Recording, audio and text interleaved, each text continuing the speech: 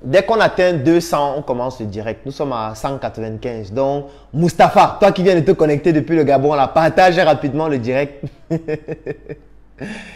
Et puis, on commence à 200.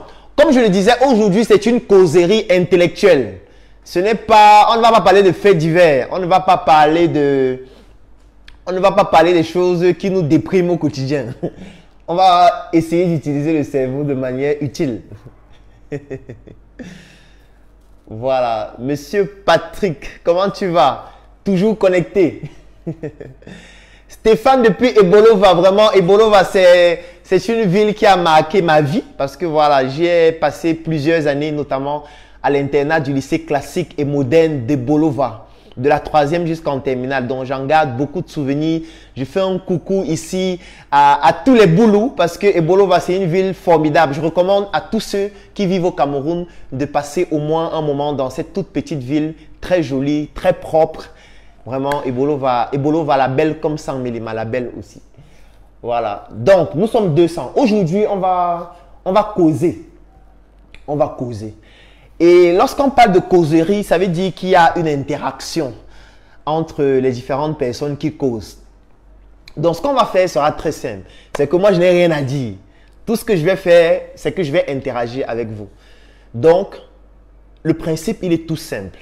Si vous avez une question à me poser, c'est le moment de la poser en commentaire. Bien évidemment, je ne peux pas répondre à toutes les questions. Ça, c'est déjà clair. Mais je vais essayer de répondre au maximum. On en a pour 1h30 maximum.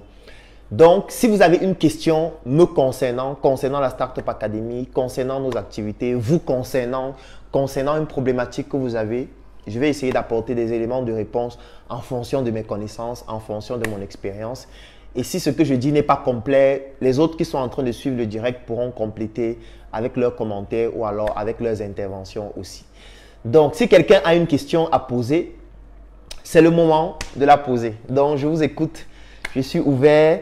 Des questions intellectuelles, s'il vous plaît. Intellectuelles, pas de faits divers. Alors, comment monétiser la danse en Afrique? Ça, c'est Harry qui pose la question. Alors, monétiser la danse. Ce qu'il faut savoir, c'est que moi, j'adore la danse. Bien que je ne sois pas un fin danseur. Parce que quand j'étais tout petit, je dansais beaucoup. Mais actuellement, la danse n'a pas voulu se marier avec moi. Donc, du coup, je n'ai pas continué avec la danse jusqu'à présent. Mais la danse, comme toute autre discipline artistique, est un art. Et lorsqu'on parle d'art, j'aime toujours dire que l'art s'associe à l'apprentissage. Ça veut dire, lorsqu'on parle de l'art, on parle de l'apprentissage. Lorsqu'on parle de l'art, on parle d'une technique. Lorsqu'on parle de l'art, on parle d'une stratégie, d'une méthodologie. Mais le problème qu'on a en général en Afrique, lorsqu'on veut se lancer dans un secteur d'activité, ou alors lorsqu'on veut monétiser ses compétences et son talent, et même au-delà de l'Afrique, c'est le fait qu'on se concentre parfois trop sur son talent. On se concentre parfois trop sur le côté purement technique. Et c'est ça qui nous tue. C'est ça qui fait qu'on n'arrive pas à monétiser. Ça veut dire qu'on voit la danse comme si on doit forcément être le meilleur danseur de l'Afrique, du monde, pour monétiser. Non. En fait, il faut voir toute activité avec deux angles de vue. Un angle de vue purement technique et un angle de vue purement business, surtout si on veut monétiser. Et l'angle de vue purement business doit prendre en considération ce que j'aime appeler la valeur perçue. Ça veut dire, lorsqu'on veut monétiser une compétence comme la danse, c'est valable pour toutes les autres compétences, il faut d'abord travailler sur le côté purement technique. Ça veut dire, est-ce que vous savez danser? Si vous ne savez pas danser, vous apprenez à danser.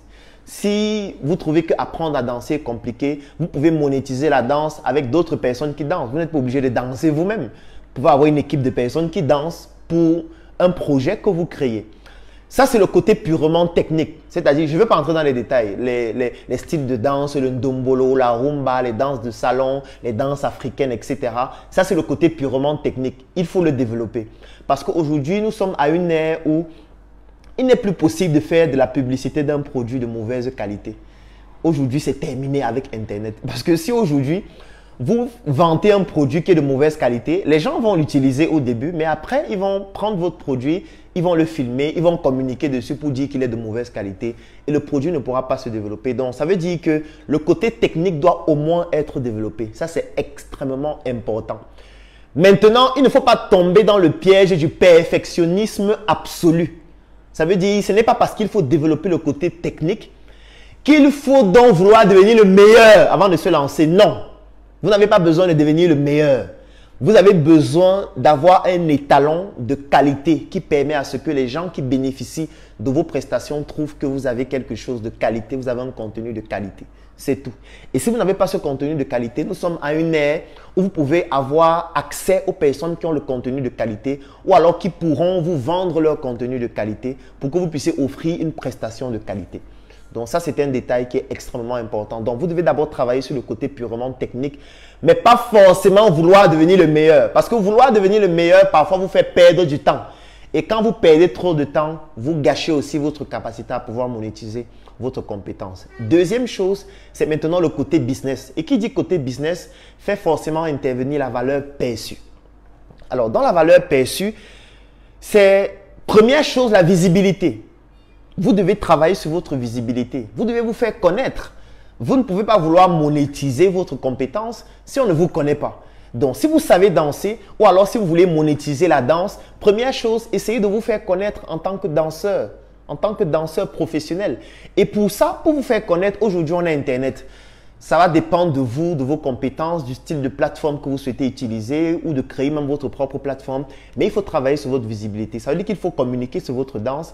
Vous devez avoir des contenus où on vous voit danser. Vous devez parler de la danse régulièrement. Vous devez vous retrouver dans des événements où on parle de la danse.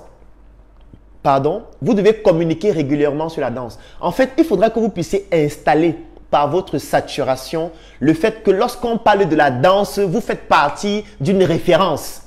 Ça, c'est très important. Et c'est même une technique qu'on utilise pour manipuler aussi. Ça veut dire, pour manipuler, on peut prendre un groupe de personnes et puis on prend un ensemble de phrases, un ensemble de concepts et on sature ce groupe de personnes avec ces phrases et avec ce concept-là. Ce que ça entraîne, c'est que les gens commencent à réfléchir en fonction de ces phrases. Les gens commencent à réfléchir en fonction de ces mots. Les gens commencent à réfléchir en fonction du contexte qu'on a martelé à la population. C'est la même chose qu'il faut faire. Il faudrait que dans votre environnement, quand les gens parlent de danse, on dise que non, il y a Harry là, elle danse très bien. Il y a Harry là qui parle de la danse tout le temps. Il y a Harry là qui est régulièrement avec les danseurs. Ça veut dire que même si la personne n'a pas forcément besoin de danseurs, la personne a déjà installé dans sa tête que si un jour j'ai besoin de danseurs, si un jour j'ai un événement où des gens devraient danser, si un jour je fais un clip dans lequel il faudrait que des gens dansent, il y a Harry qui parle de la danse tout le temps. Soit elle pourra être notre interlocuteur idéal, soit elle pourra danser elle-même, soit elle pourra me recommander des personnes qui pourront danser de manière optimale. Donc, il faut travailler sur votre visibilité. Alors, travailler sur votre visibilité nécessite aussi de la discipline. Parce qu'il ne suffit pas de venir lundi communiquer sur la danse et revenir encore communiquer la semaine prochaine, venir encore communiquer dans un mois, dans 2 mois, dans 3 mois. Ça ne fonctionne pas. Donc, il faut une certaine discipline. Et pour moi, la discipline, c'est quelque chose qui doit être quotidien. Ça veut dire, c'est une chose qui doit être quotidienne. Il faut que ce soit chaque jour. En fait, il faut martyriser les gens. Il faut devenir le martyr des gens en ce qui concerne votre compétence. Ça veut dire que les gens voient tellement comment vous êtes en train de parler de votre compétence qu'à un moment donné, vous les saturez. Mais ce qui est bien avec ça, c'est que ceux que ça n'intéresse pas vont se séparer de vous, ce qui n'est pas un problème. Mais ce qui est magnifique, c'est que ça va installer le référentiel de cette compétence dans leur cerveau avec un seul nom qui sera vous, avec une seule marque qui sera votre marque. Parce que oui, il faut aussi créer une marque. Vous ne pouvez pas juste être un danseur et dire que je danse juste. Vous devez avoir une marque qui caractérise votre compétence qui est la danse. Donc voilà les deux éléments qui vont permettre à ce que, un, vous puissiez développer la compétence technique et deux, vous puissiez développer le côté business avec petit 1, la visibilité. 2, la discipline, parce que c'est cette discipline-là qui va permettre à ce que la saturation se fasse de manière optimale. 3, ça va progressivement développer votre notoriété. Et dès que vous allez réussir à développer ces 3 aspects, en ce qui concerne le côté business, tout naturellement, vous allez vous rendre compte que vous commencez à monétiser beaucoup plus facilement. Je n'ai pas envie de dire que pour monétiser, faites telle activité, telle activité, telle activité. Non, les activités vont dépendre de votre talent, de votre faculté à pouvoir développer votre visibilité, de votre faculté à pouvoir développer votre notoriété, de votre faculté à savoir quel est le segment de marché qui est le plus optimal. Donc, je n'ai pas envie de citer les différents moyens de monétisation parce que ça va vous encercler dans ce que je vais citer. Et je ne veux pas utiliser les techniques de manipulation qu'on utilise en général dans les médias. Donc, je préfère juste vous donner les grands canaux et c'est à vous maintenant d'utiliser ces canaux-là pour pouvoir vous-même trouver votre voie qui va vous permettre de monétiser. Voilà. J'ai été très long sur cette question, c'est vrai, mais je sais qu'il y a beaucoup de personnes qui ont des questions similaires dans d'autres secteurs d'activité. Donc, c'est la raison pour laquelle j'ai voulu développer beaucoup plus. Alors, je vais prendre une autre question. Comment être une référence dans le domaine de l'imprimerie en Côte d'Ivoire? En réalité, si tu as suivi la réponse à la question que j'ai donnée à Harry, c'est exactement la même chose. Donc, je ne vais pas répéter. Tu fais exactement la même chose. Ce que j'ai expliqué pour comment monétiser la danse, c'est exactement la même chose qu'il faut faire lorsqu'on veut s'imposer comme une référence dans un domaine d'activité. C'est exactement la même démarche. C'est pour ça que j'ai développé longtemps sur ce thème parce que ça englobe beaucoup d'autres préoccupations et beaucoup d'autres questions que la plupart des fois on se pose. Autre question, je vais regarder.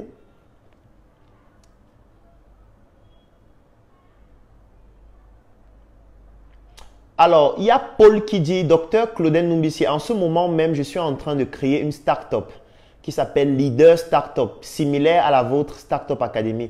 Quels conseils pouvez-vous me donner pour le bon fonctionnement de la start-up? Alors, en fait, je n'ai plus de conseils à te donner. Tout ce que je vais te demander de faire, c'est d'aller sur la chaîne YouTube de la Startup Academy. Ça s'appelle Startup Academy 237.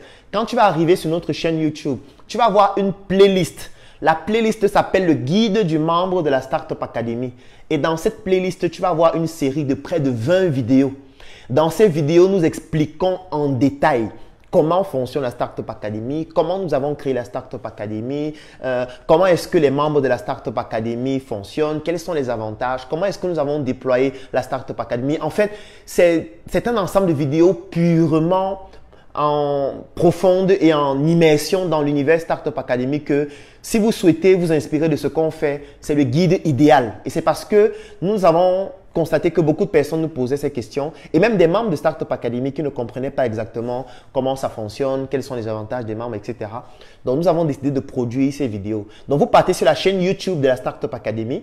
Ça s'appelle Startup Academy 237. Vous allez facilement remarquer parce que c'est une chaîne YouTube qui a environ 50 000 abonnés et qui a plus de 800 vidéos. C'est notre chaîne YouTube. Vous allez entrer dans la chaîne YouTube. Vous partez dans ce qu'on appelle les playlists. Et dans les playlists, vous allez voir le guide du membre adhérent ou du membre de la Startup Academy. Et quand vous allez entrer dans cette playlist, vous allez voir une série de plus de 20 vidéos où c'est expliqué en détail comment fonctionne la Startup Academy. Et dans les liens, vous avez ce qu'on appelle le livret du membre. C'est un document en PDF qui explique aussi de manière écrite cette fois exactement comment est-ce qu'on fonctionne. Donc, tout ce que je peux te recommander de faire, c'est d'aller sur notre chaîne, de regarder ces vidéos, de télécharger ces documents. Ça va te donner une vision purement complète de comment est-ce qu'il faut procéder. Maintenant, si tu voudrais qu'on puisse collaborer ensemble, si tu voudrais que la Startup Academy puisse t'accompagner de manière plus dynamique, voilà, là, tu peux me contacter juste en inbox ou tu peux écrire en commentaire ou tu peux laisser tes coordonnées. Et puis, après le direct, on va te contacter pour te donner d'autres informations complémentaires et te mettre en contact avec les équipes. Merci beaucoup, Paul. Alors, je vais chercher une autre question.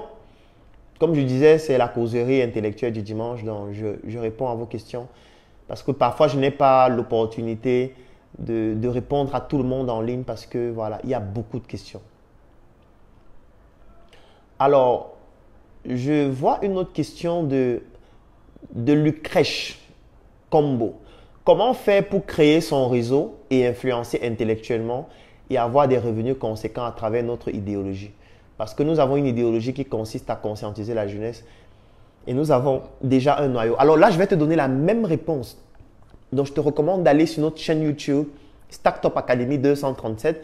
Tu entres dans la chaîne YouTube, tu vas dans Playlist Et dans la playlist, tu vas avoir une playlist qui s'appelle le guide du membre de la Startup Academy. Là-bas, tu vas avoir une série de près de 20 vidéos dans lesquelles nous racontons comment nous, est-ce que nous avons procédé et nous expliquons en détail la stratégie que nous avons utilisée. En fait, nous avons produit ces vidéos pour aider les personnes qui souhaitent, par exemple, reproduire le modèle Startup Academy dans un autre pays ou alors qui ont une idéologie et qui souhaitent développer cette idéologie, la faire grandir, bâtir une communauté. Donc, ces vidéos sont orientées pour les personnes qui ont des problématiques de ce type-là.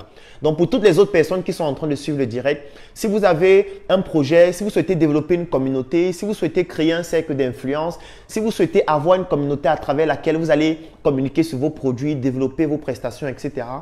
La réponse que je viens de donner, c'est la même. C'est-à-dire, vous partez sur notre chaîne YouTube, Startup Academy 237, vous vous abonnez. Ensuite, vous partez dans Playlist.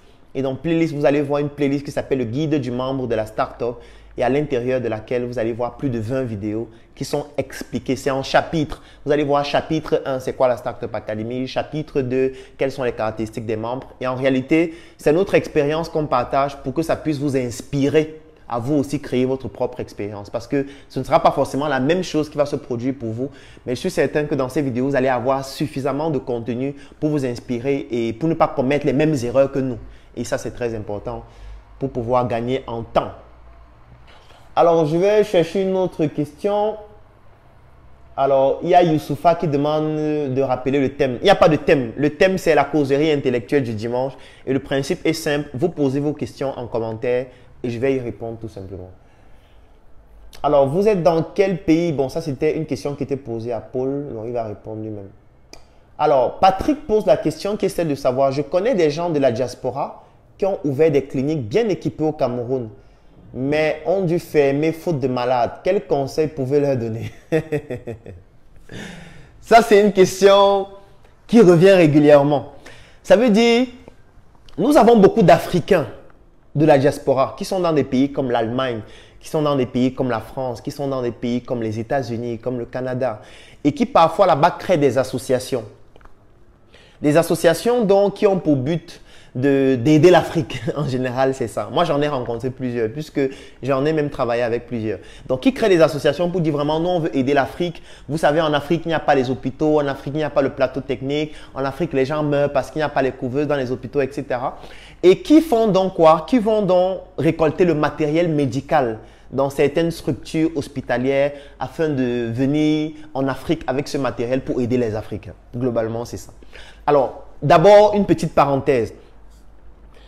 La première chose qu'il faut savoir, c'est que si vous remarquez en Occident, pratiquement chaque année, ou tous les 18 mois, ou maximum tous les 2 ans, la plupart des entreprises vont renouveler leur matériel. Les hôpitaux vont par exemple renouveler le plateau technique. Les entreprises informatiques vont renouveler les ordinateurs, vont changer par exemple les téléphones même des membres de l'équipe, etc. Et il y a beaucoup de personnes qui ne comprennent pas pourquoi est-ce que ces entreprises font ça. Parce qu'eux, ils se disent peut-être que c'est parce qu'eux, ils sont riches. Ils se disent que voilà, vraiment en Allemagne, les gens sont trop riches. Vraiment, vous voyez une entreprise, ils ont acheté un échographe, ça n'a même pas encore fait 2 ans, c'est encore même en très bon état, mais ils changent déjà, ils jettent pour prendre un échographe qui est neuf. Et ils se disent que c'est parce que ces entreprises-là sont riches ou ont beaucoup d'argent. Non, au contraire, ces entreprises n'ont pas beaucoup d'argent comme vous pensez.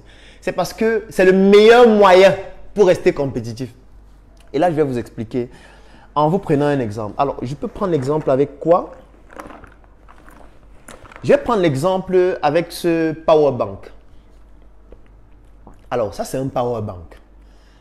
Le power bank, vous le connaissez tous, donc ça permet de... Il se recharge. Peut-être quand vous êtes en déplacement, si votre téléphone est déchargé, vous pouvez l'utiliser pour recharger votre téléphone, recharger votre tablette, recharger votre ordinateur, etc. Alors, supposons que ce power bank coûte 500 €.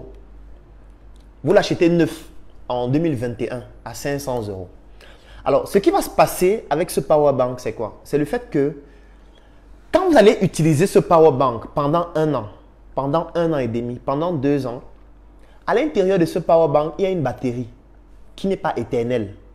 Ça veut dire qu'après un certain temps, la capacité de la batterie va commencer à se dégrader. C'est la même chose avec votre téléphone. Quand vous utilisez un téléphone pendant 1 an, 2 ans, à un moment donné, la batterie du téléphone ne va plus durer comme lorsque le téléphone était neuf. Donc, ce qui fait que la batterie va commencer à se dégrader au fur et à mesure. Donc, vous allez commencer à charger le téléphone, il est à 100% plein. Avant, vous surfiez avec votre téléphone pendant 3 heures, 4 heures, 5 heures de temps. Mais maintenant, ça fait 1 heure de temps, c'est déjà déchargé. Donc, ça veut dire que les performances du power bank sont décroissantes en fonction de l'utilisation. La décroissance peut être beaucoup plus accélérée en fonction de la manière dont vous utilisez le power bank, ou alors ça peut être un peu plus ralenti si vous utilisez bien, si vous avez une bonne conduite. Mais qu'importe la manière dont vous utilisez le power bank ou n'importe quel appareil, la performance va décroître. Alors, dans certains appareils, il y a ce qu'on appelle l'obsolescence programmée. L'obsolescence programmée, c'est quoi? C'est du fait qu'en concevant l'appareil, on fait exprès de mettre sur pied des techniques qui vont faire en sorte que l'appareil se dégrade soit rapidement ou alors soit difficile à dépanner. Je vais vous prendre un exemple avec les téléphones portables. Avant, lorsqu'on achetait un téléphone, on avait la possibilité d'enlever la batterie. La batterie était amovible. Ça veut dire que quand la batterie commençait déjà à déranger ou à être défectueuse, qu'est-ce qu'on faisait? On prenait le téléphone, on enlevait la batterie, c'était facile à faire. On achetait une batterie neuve, on mettait à l'intérieur, on refermait. Et puis on continuait d'utiliser le téléphone avec une batterie neuve et qui fonctionnait de manière optimale. Aujourd'hui, les techniques d'obsolescence programmée ont utilisé une nouvelle technique. Ça veut dire qu'aujourd'hui, on prend la batterie, on soude la batterie sur la carte mère. Ce qui fait que si vous avez par exemple un nouvel iPhone ou un nouveau Samsung ou un nouveau Huawei ou n'importe quelle marque, vous allez vous rendre compte que vous ne pouvez pas changer la batterie vous-même. Sauf si vous avez des compétences en électronique. Et pour changer la batterie, vous devez dévisser votre téléphone et vous devez enlever la batterie de la carte mère afin de pouvoir la remplacer. Et ça demande des compétences et ça peut endommager votre téléphone. Ça peut même faire que vous perdiez la garantie de votre téléphone. Et en Occident, ce qui se passe, c'est quoi? C'est que parfois, quand votre batterie commence à être endommagée et que vous partez pour réparer, parfois ça coûte tellement cher que quand vous évaluez le prix pour réparer et le prix pour acheter le neuf, vous comprenez que c'est même mieux d'acheter le neuf tout simplement. Donc, ce qui se passe, c'est que, par exemple, en ce qui concerne les processeurs, la particularité avec les processeurs, c'est que pratiquement tous les 12 mois ou tous les 18 mois pour certaines années, la puissance des processeurs double. Ça veut dire que si vous achetez un ordinateur neuf aujourd'hui, dans 18 mois maximum, il y aura un nouvel ordinateur qui est 2 fois plus puissant, 2 fois plus rapide que le vôtre. C'est pour ça qu'il change de parc informatique, c'est pour ça qu'ils changent d'échographie, c'est pour ça qu'ils changent de matériel, c'est pour ça qu'ils changent de radiographie, c'est pour ça qu'ils changent leur matériel hospitalier. Ce n'est pas parce qu'ils ont beaucoup d'argent, c'est parce que s'ils ne le font pas, ils vont devenir moins compétitifs par rapport aux autres qui ont de nouvelles machines qui sont 2 fois plus puissantes, par rapport aux autres qui ont une machine qui n'a pas le même amortissement que le leur qui a déjà duré 1 an, qui a déjà duré 2 ans et qui devient maintenant un gouffre même financier pour l'entreprise. Ce qui fait que le meilleur moyen pour l'entreprise, c'est de se débarrasser de ça. Et une autre technique aussi, c'est du fait que lorsque l'entreprise va offrir ce matériel à une association, ça va un peu être considéré comme une responsabilité sociale de l'entreprise et ça va permettre à l'entreprise de payer moins d'impôts. Donc ne pensez pas qu'ils font ça parce qu'ils ont trop d'argent, c'est pour ça qu'ils changent les appareils tout le temps. Non. Mais qu'est-ce que nos frères font? Nos frères donc prennent ces appareils-là, ils viennent en Afrique avec parfois pour ouvrir des cliniques. Donc vous allez voir par exemple un Africain de la diaspora qui va quitter peut-être l'Allemagne, il va arriver au Cameroun avec beaucoup de matériaux qu'il a ramassés dans des hôpitaux là-bas. Même parfois, même s'il achète, ça ne va pas coûter cher de toutes les manières, c'est toujours à des prix vraiment très accessibles. Il va donc venir avec ça, il va ouvrir sa clinique ici. Et en général, ce qu'on va observer, c'est que il y a un manque de stratégie de manière profonde. Parce que lorsque quelqu'un me dit qu'il a fermé sa clinique parce qu'il n'a pas de patients, je dis, ah bon? Il n'y a pas de patients? Ah bon? Non. Tu ne peux pas dire que tu as fermé ta clinique parce qu'il n'y a pas de patients, non. Ce n'est pas un motif qui peut pousser à ce qu'une clinique ferme. Parce que les gens pensent que l'hôpital ou une structure hospitalière, ce sont les machines. Non. L'hôpital, ce ne sont pas les machines. L'hôpital, ce n'est pas l'échographie. L'hôpital, ce n'est pas le scanner. L'hôpital, ce n'est pas l'IRM. Non, ce n'est pas ça l'hôpital. Ce n'est pas ça qui peut faire vivre un hôpital.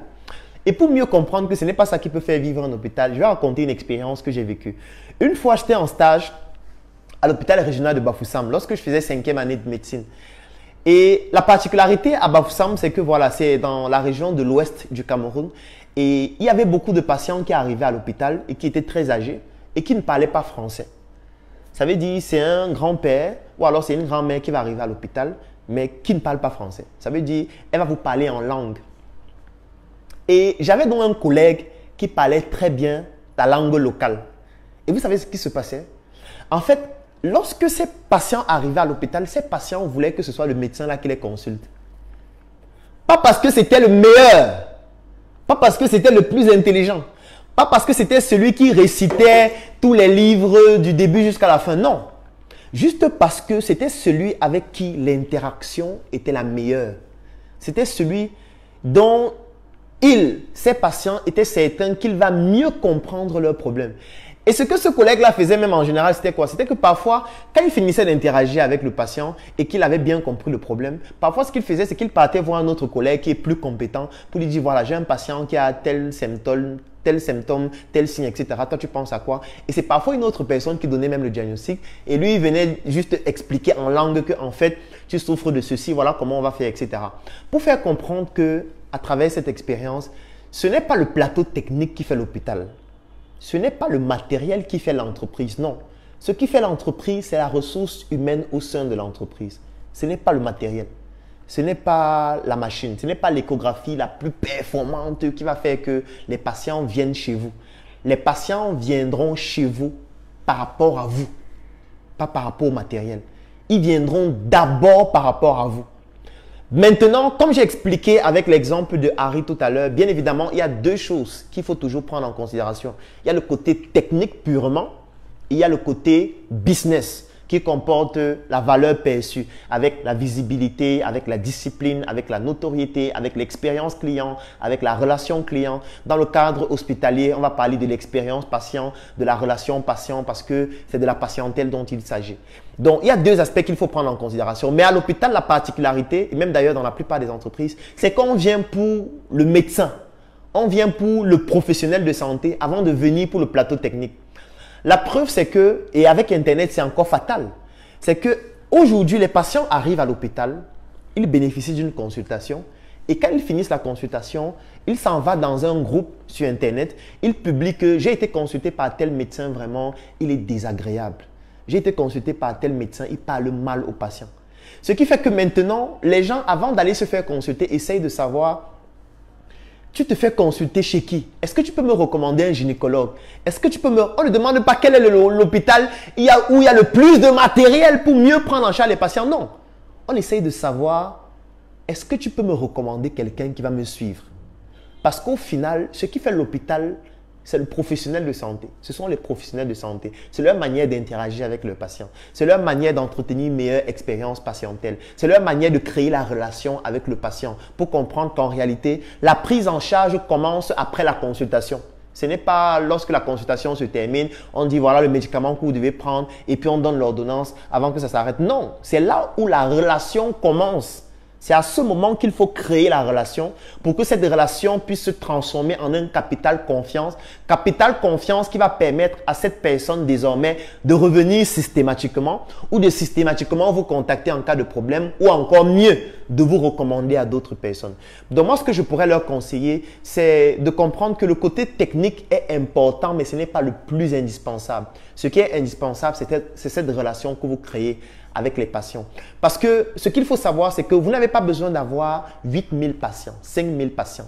Vous avez besoin d'avoir 5 patients qui sont totalement satisfaits. Parce que 5 patients totalement satisfaits et avec qui vous créez une relation, ce qui se passe, c'est que quand ces patients ou alors quand ces personnes auront des problèmes, ces personnes vont vous contacter. Quand ces personnes vont trouver dans leur environnement d'autres personnes qui rencontrent des problèmes, ces personnes vont vous recommander. Et 5 personnes qui vous recommandent à une seule personne, ça commence déjà à faire 10. Quand 10 vous recommandent à une personne, ça commence déjà à faire 20. Donc, concentrez-vous sur le peu. Investissez le maximum de ressources que vous avez sur très peu de patients que vous avez pour leur offrir une expérience patientèle optimale, pour leur créer ou plutôt pour créer avec eux une expérience et surtout une relation client ou plutôt patient optimale. Et c'est à partir de cette base que vous traitez de manière optimale que vous allez développer toute votre structure hospitalière. Maintenant, c'est clair que si vous n'avez pas de plateau technique, si vous n'avez rien, ce sera aussi un problème parce qu'on ne peut pas venir chez vous et vous ne faites rien. Mais ce qui est important, c'est que même si vous n'avez rien, vous avez quand même un pouvoir qui est celui de la recommandation. Parce qu'aujourd'hui, vous pouvez recommander aller dans telle structure pour effectuer une échographie, aller dans telle structure pour effectuer une radiographie, aller dans telle structure rencontrer tel spécialiste de ma part pour bénéficier de votre intervention chirurgicale.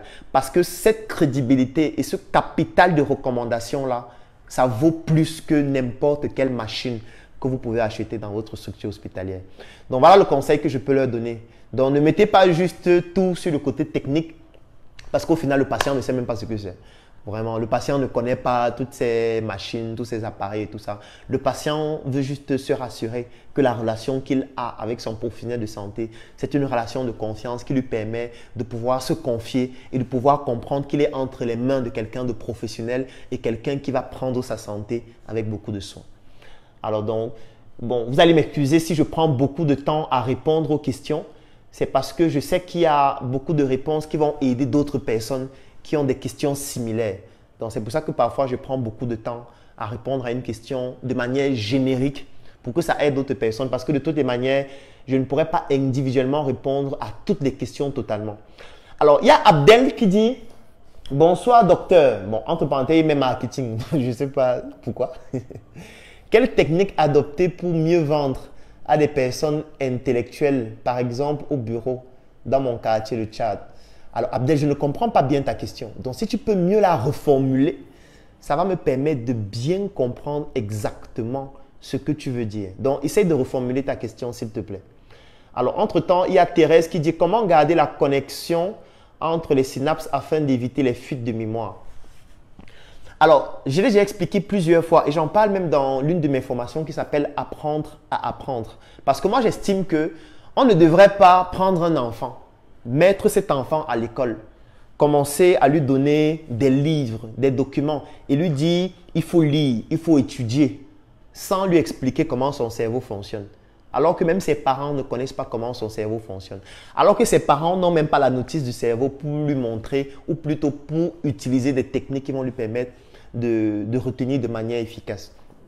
Alors, en ce qui concerne la mémoire, il y a deux choses qu'il faut retenir sur la mémoire. Je n'ai pas envie d'entrer dans des choses trop techniques qui vont vous perdre inutilement. Il y a deux choses à retenir sur la mémoire. Pour avoir une bonne mémoire, la première chose qu'il faut retenir, c'est la charge émotionnelle. La deuxième chose qu'il faut retenir, c'est la consolidation. Retenez juste les deux ci. Je vais expliquer chacune.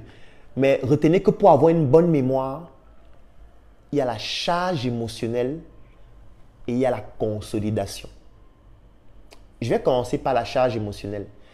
Avec la charge émotionnelle, il y a un exemple que j'aime prendre qui fonctionne à chaque fois. Si vous rencontrez une femme qui a déjà accouché et vous lui posez la question qui est celle de savoir votre premier accouchement, c'était quand? C'était dans quel hôpital? Lorsque l'enfant est né, il avait quelle masse? Vous allez vous rendre compte que la femme se rappelle de tout ça. Elle peut même vous expliquer le contexte dans lequel elle a accouché. Elle peut même vous expliquer comment elle venait à l'hôpital. Elle peut même vous expliquer comment est-ce que les contractions ont commencé. Elle peut vous expliquer même combien de temps environ elle a eu à mettre pendant le travail jusqu'à l'accouchement. Elle peut vous expliquer même ce qui s'est passé immédiatement après. En fait, la seule chose qui pousse une femme à retenir des informations pareilles pendant 20 ans, pendant 30 ans, parce que si vous rencontrez une femme qui a 50 ans et vous lui demandez de vous parler de sa première grossesse, même si cette grossesse a eu lieu il y a 30 ans, elle va vous expliquer. Mais la question que vous devez vous poser, mais comment elle fait pour retenir de manière aussi approfondie un événement qui s'est produit 30 ans avant? Il y a une seule chose qui explique cela, c'est la charge émotionnelle. Il n'y a pas une autre chose. C'est parce que c'est un événement qui a été lié à beaucoup d'émotions, notamment des émotions comme la douleur, des émotions comme la joie, des émotions comme la satisfaction de mettre au monde un enfant. Ce qui fait en sorte que cet ensemble d'émotions-là font en sorte que l'information reste gravée dans le cerveau. Et là, je l'explique régulièrement, notamment avec une partie du cerveau qui s'appelle le système limbique, qu'on appelle encore le cerveau limbique. C'est une partie qui contrôle les émotions, la mémoire et la prise de décision. Et le fonctionnement dans ce système est basé sur un organe qui s'appelle l'hippocampe. Ça veut dire que quand les informations arrivent au niveau de votre hippocampe, l'hippocampe va relier ces informations avec vos organes de sens, comme par exemple le goûter, comme par exemple, je veux dire par exemple la langue qui est un organe de sens qui va se charger par exemple du goût, comme par exemple l'odorat, comme par exemple l'ouïe, comme par exemple la vue, comme par exemple le toucher. En fait, ça va lier tout ce qui se produit au niveau de vos organes de sens avec cet organe. Et ça va créer ce qu'on appelle des alliages spécifiques. C'est ça qui permet de conserver la mémoire pendant longtemps. C'est un peu comme des influx nerveux. Ce n'est pas comme un ordinateur où c'est stocké dans une carte mémoire ou dans un disque dur. Alors, ce qui se passe maintenant, c'est quoi? C'est le fait que vous allez vous rendre compte que parfois, vous restez là, vous humez une odeur et ça vous rappelle directement quelque chose. Vous pouvez arriver quelque part, vous humez une odeur et vous dites, on est en train de préparer le riz sauté quelque part ici. Vous arrivez quelque part, vous humez une odeur et vous vous dites, il y a le haricot qu'on est en train de préparer quelque part ici. En fait, vous savez ce qui vous permet d'avoir ces informations? Ce sont ces alliages spécifiques-là. C'est parce qu'on a déjà préparé du haricot devant vous. Ou alors, vous avez déjà préparé du haricot. Vous avez déjà ressenti l'odeur du haricot qu'on est en train de préparer, qu'on est en train de faire cuire. Vous avez déjà mangé du haricot et vous avez ressenti l'odeur de ce haricot que vous êtes en train de manger. Donc, votre hippocampe a créé un alliage spécifique entre l'odeur du haricot et le haricot. Ce qui fait en sorte que chaque fois que vous allez ressentir une odeur similaire, l'information là va revenir, c'est-à-dire la mémoire correspondante à cet alliage-là va revenir et ça va vous permettre de vous rappeler à nouveau de cela. C'est comme ça que ça fonctionne. Parfois, vous pouvez fermer les yeux, vous touchez quelque chose et en touchant, ça vous permet de savoir un peu de quoi il s'agit. Vous pouvez fermer les yeux, vous touchez par exemple une télécommande et vous savez que ça c'est la télécommande. Comment est-ce que votre cerveau sait que c'est la télécommande? C'est parce qu'il y a déjà un alliage spécifique qui s'est créé avec cet organe du toucher et l'hippocampe et la relation et la connexion qui a été créée entre cela. C'est ça qui vous permet de pouvoir vous rappeler de ça. Donc, il y a donc cette forte charge émotionnelle qui se crée lorsque des événements produisent des émotions en vous. Il y a plusieurs formes d'émotions. Il y a des émotions primaires comme par exemple la peur, comme par exemple la colère. Il y a des émotions composées qui sont des ensembles d'émotions qui se mettent ensemble pour produire d'autres émotions. Là, je vous invite à regarder une roue. Ça s'appelle la roue des émotions. Vous partez sur n'importe quel moteur de recherche. Vous tapez la roue des émotions. Vous allez voir une roue dans laquelle il y a ce qu'on appelle des émotions primaires et les émotions composées. Et l'un des meilleurs moyens de retenir une information pendant longtemps, c'est d'associer cette information à des émotions. Soit vous provoquez l'émotion pour pouvoir retenir l'information pendant longtemps, ou alors parfois c'est par inadvertance que l'émotion se produit parce que ça ne dépendait pas forcément de vous. C'est pour ça que vous allez voir, vous allez toujours vous rappeler de toutes les scènes qui ont été liées à des fortes émotions. Si vous avez été victime d'un accident, vous allez vous rappeler de la scène. Sauf si peut-être après l'accident, vous avez eu ce qu'on appelle une amnésie post-accident qui fait en sorte que peut-être vous ne vous rappelez plus de ce qui s'est produit après l'accident, mais parfois vous allez vous rappeler de ce qui s'est produit avant. En fait, tout ce qui s'est produit dans votre vie et qui vous a généré beaucoup d'émotions, par exemple, le jour de votre mariage, par exemple, si vous aviez été une fois bastonné, par exemple, par quelqu'un, vous allez vous retenir de cela parce que c'est lié à des fortes émotions. Donc, comme je disais, la première chose à retenir, c'est que pour pouvoir avoir une bonne mémoire, il faut associer ce que vous faites à des émotions. Parce qu'avec les émotions, ça vous permet de retenir plus facilement. Pourquoi? Parce que dans le système limbique, qui est dans le système dans votre cerveau qui contrôle les émotions, ce système contrôle aussi la mémoire avec le mécanisme que j'ai expliqué tout à l'heure. Et c'est un système qui contrôle aussi la prise de décision. C'est pour ça que les émotions et la mémoire sont liées. Alors, la deuxième chose, c'est ce que j'ai appelé la consolidation. Si vous voulez avoir une bonne mémoire, il faut pouvoir consolider les connexions donc qui se créent entre l'hippocampe et les organes de sens. Alors, pour consolider, il y a deux techniques pour consolider. Il y a ce qu'on appelle la consolidation consciente. Il y a ce qu'on appelle la consolidation inconsciente.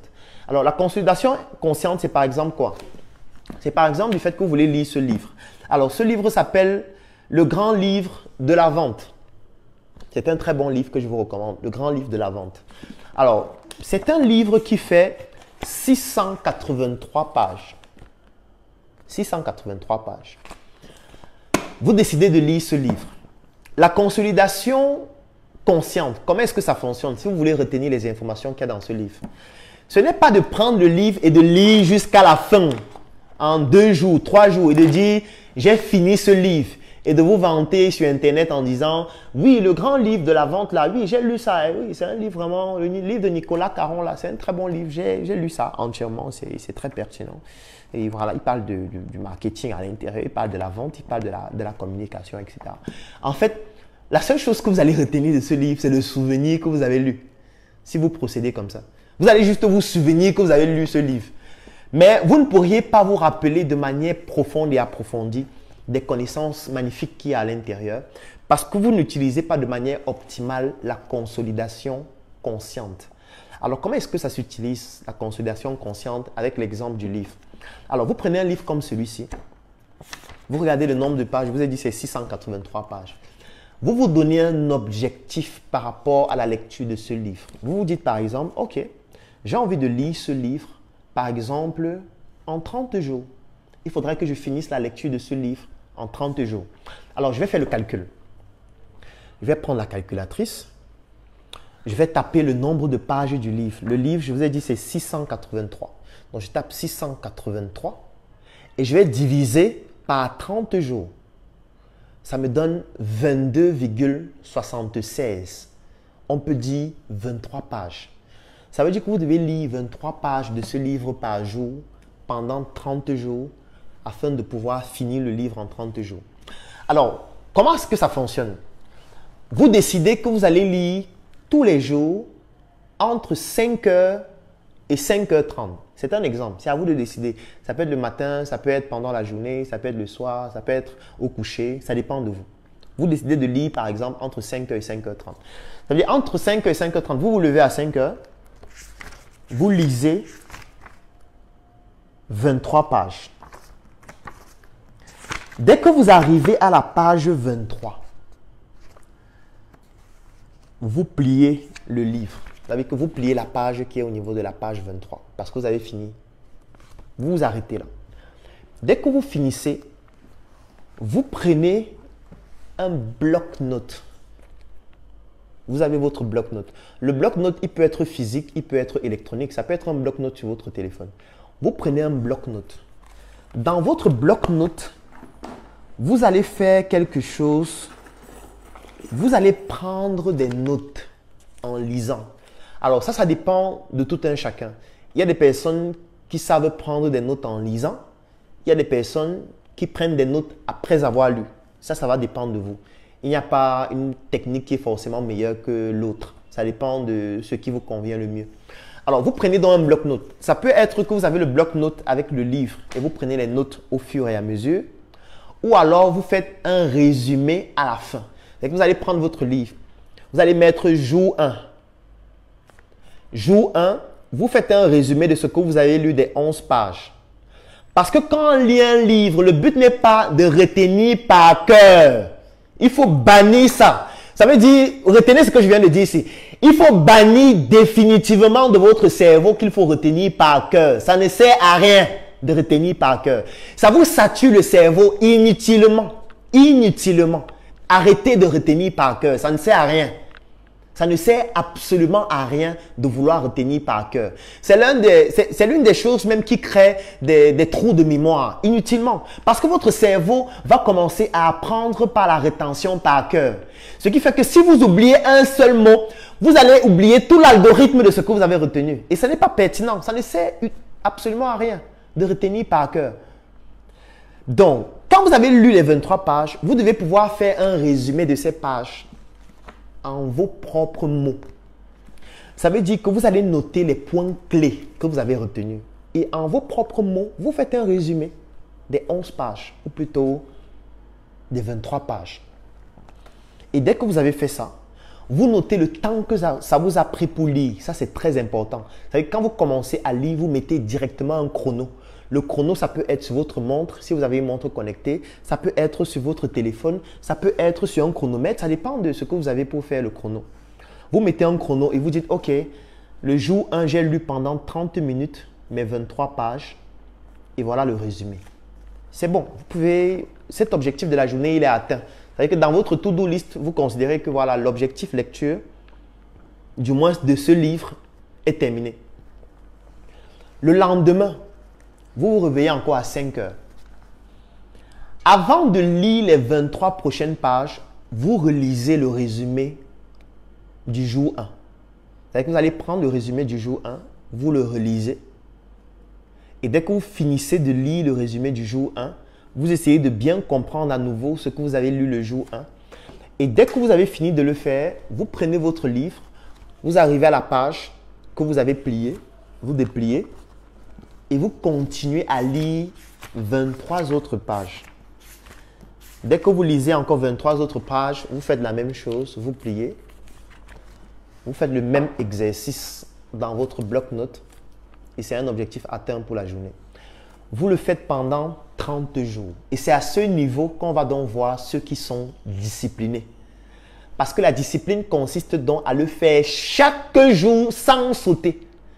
Comme vous n'avez pas vous lever un jour et dire que non, j'ai trop dansé la nuit, je suis fatigué, je vais lire plutôt demain. Non, si vous commencez à faire ça, vous détruisez la consolidation consciente qui se produit par un mécanisme de répétition discipliné.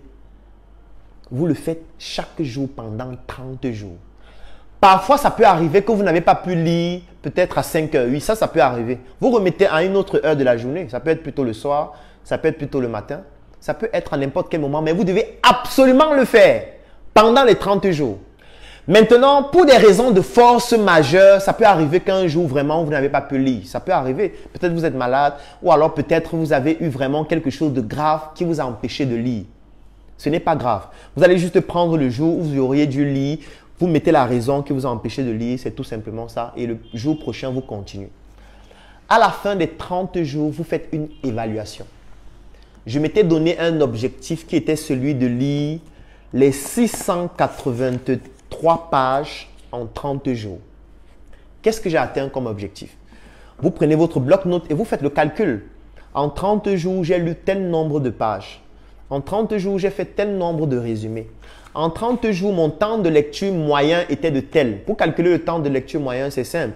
Vous prenez le nombre de temps que vous lisiez par jour, vous additionnez et vous divisez par le nombre de jours. C'est-à-dire que si vous avez lu pendant 30 jours et que chaque jour, vous avez lu pendant 30 minutes, vous faites 30 minutes, vous additionnez au fur et à mesure en fonction du nombre de jours parce que forcément, vous n'allez pas lire le même nombre de temps par jour parce que le livre n'a pas la même complexité en fonction des pages.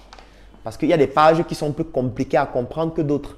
Il y a des pages qui expliquent des notions plus complexes que d'autres. Il y a des pages qui ont des tableaux qu'il faut comprendre par rapport à d'autres pages qui n'en ont pas. Donc, ce qui fait que parfois, les 23 premières pages, vous pouvez lire ça pendant, je sais pas, pendant 20 minutes, 30 minutes, ça dépend de votre vitesse de lecture. Et puis, d'autres pages, vous allez lire peut-être pendant 40 minutes, pendant 50 minutes. Mais il faut trouver le temps de lecture moyen qui vous a permis de lire 23 pages. Ça, c'est très important. Et à la fin, donc, des 30 jours, vous devez pouvoir savoir quel est le pourcentage d'atteinte de l'objectif que vous vous êtes fixé au début. Si l'objectif était de lire 683 pages et vous avez lu 500 pages, il faut calculer. Donc, vous allez faire juste une règle de 3. Ça veut dire 683 pages correspond à 100% d'atteinte de l'objectif. Maintenant, les 500 pages que j'ai lues correspondent à combien de pourcents? C'est une règle de 3, tout simplement. On va calculer X qui est égal à 500 fois 100 divisé par 683. Donc, je vais prendre ma calculatrice pour calculer. Vous pouvez calculer avec moi pour qu'on ait le même résultat. Donc, je prends la calculatrice et je vais taper 500 multiplié par 100 divisé par 683.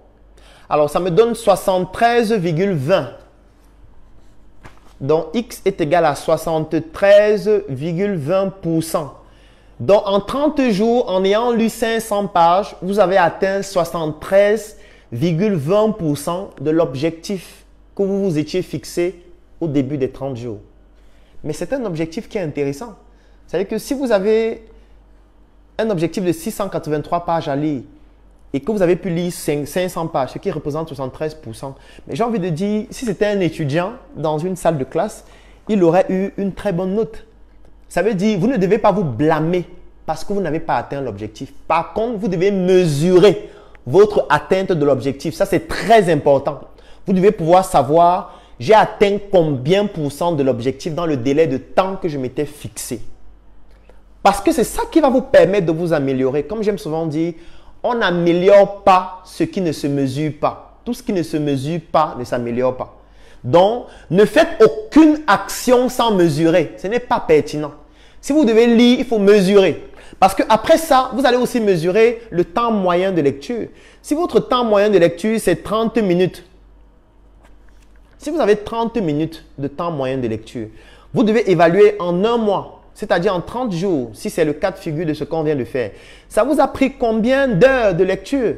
Vous devez évaluer le nombre d'heures de lecture là. Ça représente combien de jours sur un mois? Et quand vous allez calculer ça, si vous vous rendez compte que c'est beaucoup, la chose suivante que vous devez faire, c'est comment faire pour lire rapidement? C'est la prochaine question que vous devez vous poser. Comment faire pour lire rapidement? Et là, vous pouvez par exemple télécharger le guide de la lecture rapide. Vous pouvez taper sur un moteur de recherche le guide de la lecture rapide et vous ajoutez PDF. Ou alors pour faire simple, vous tapez guide, un mot, ensuite vous tapez lecture, un mot, ensuite vous tapez rapide, un mot, ensuite vous écrivez PDF. Si vous tapez ces 4 mots-clés dans un moteur de recherche, maximum les 5 premières pages qui vont s'afficher, vous allez voir dans le livre en question. C'est un livre qui est gratuit qui vous permet de lire rapidement.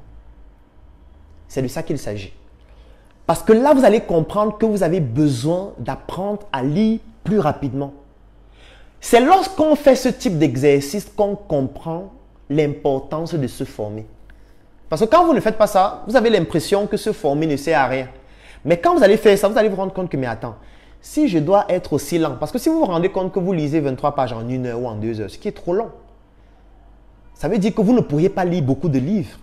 Ça veut dire qu'en un an, le nombre de livres que vous allez lire sera trop petit.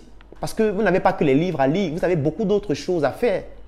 Vous allez donc comprendre qu'il est important d'apprendre à lire plus rapidement. Et quand vous allez comprendre que c'est important d'apprendre à lire plus rapidement, vous allez aller chercher comment faire pour lire plus rapidement. Vous allez aller vous former. L'avantage, c'est qu'il y a Internet. Donc, vous pouvez aller en ligne. Je vous ai donné les mots-clés sur les moteurs de recherche, par exemple, pour avoir le guide de la lecture rapide. C'est un livre qui est très intéressant, qui vous donne les techniques pour lire rapidement. Et surtout, ça va vous montrer à quel point il est important de se former. Ça va vous montrer à quel point il est important de diversifier ses connaissances et ses compétences. Mais l'élément le plus fondamental, c'est que ça va développer votre discipline. Parce que si vous réussissez à faire ça pendant 30 jours, c'est-à-dire vous levez tous les jours à 5 heures, lire pendant 30 minutes et vous faites ça pendant 30 jours, en réalité, ça va développer votre discipline dans toute votre vie. Parce que maintenant, quand vous allez vous fixer un autre objectif dans un autre domaine, vous seriez aussi discipliné. Quand vous allez décider, par exemple, d'aller prospecter des clients tous les jours pendant au moins 1 heure de temps, vous serez aussi discipliné parce que la discipline se construit aussi et ça développe dans cette consolidation consciente. Et la deuxième chose, c'est la consolidation inconsciente. La consolidation inconsciente, en général, se produit pendant le sommeil. C'est pour ça qu'il est très recommandé de lire, par exemple, avant de dormir. Il est très recommandé d'étudier avant de dormir. Pourquoi? Parce que pendant votre sommeil, votre cerveau n'arrête pas de fonctionner. Pendant votre sommeil, il y a ce qu'on appelle la consolidation inconsciente qui permet à ce que vous puissiez consolider davantage les informations dont vous avez bénéficié tout au long de votre heure d'éveil.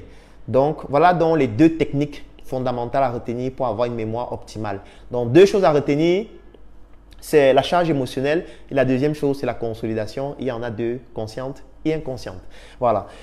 Vous allez m'excuser d'expliquer pendant longtemps parce que je sais qu'il y a forcément beaucoup d'autres personnes qui peuvent avoir les mêmes types de problèmes et ça va permettre de répondre aussi à d'autres types de questions pour ne pas avoir à répondre à toutes les questions alors qu'une question peut permettre de répondre à plusieurs autres. Voilà, donc je vais chercher une autre question rapidement. Voilà, magnifique.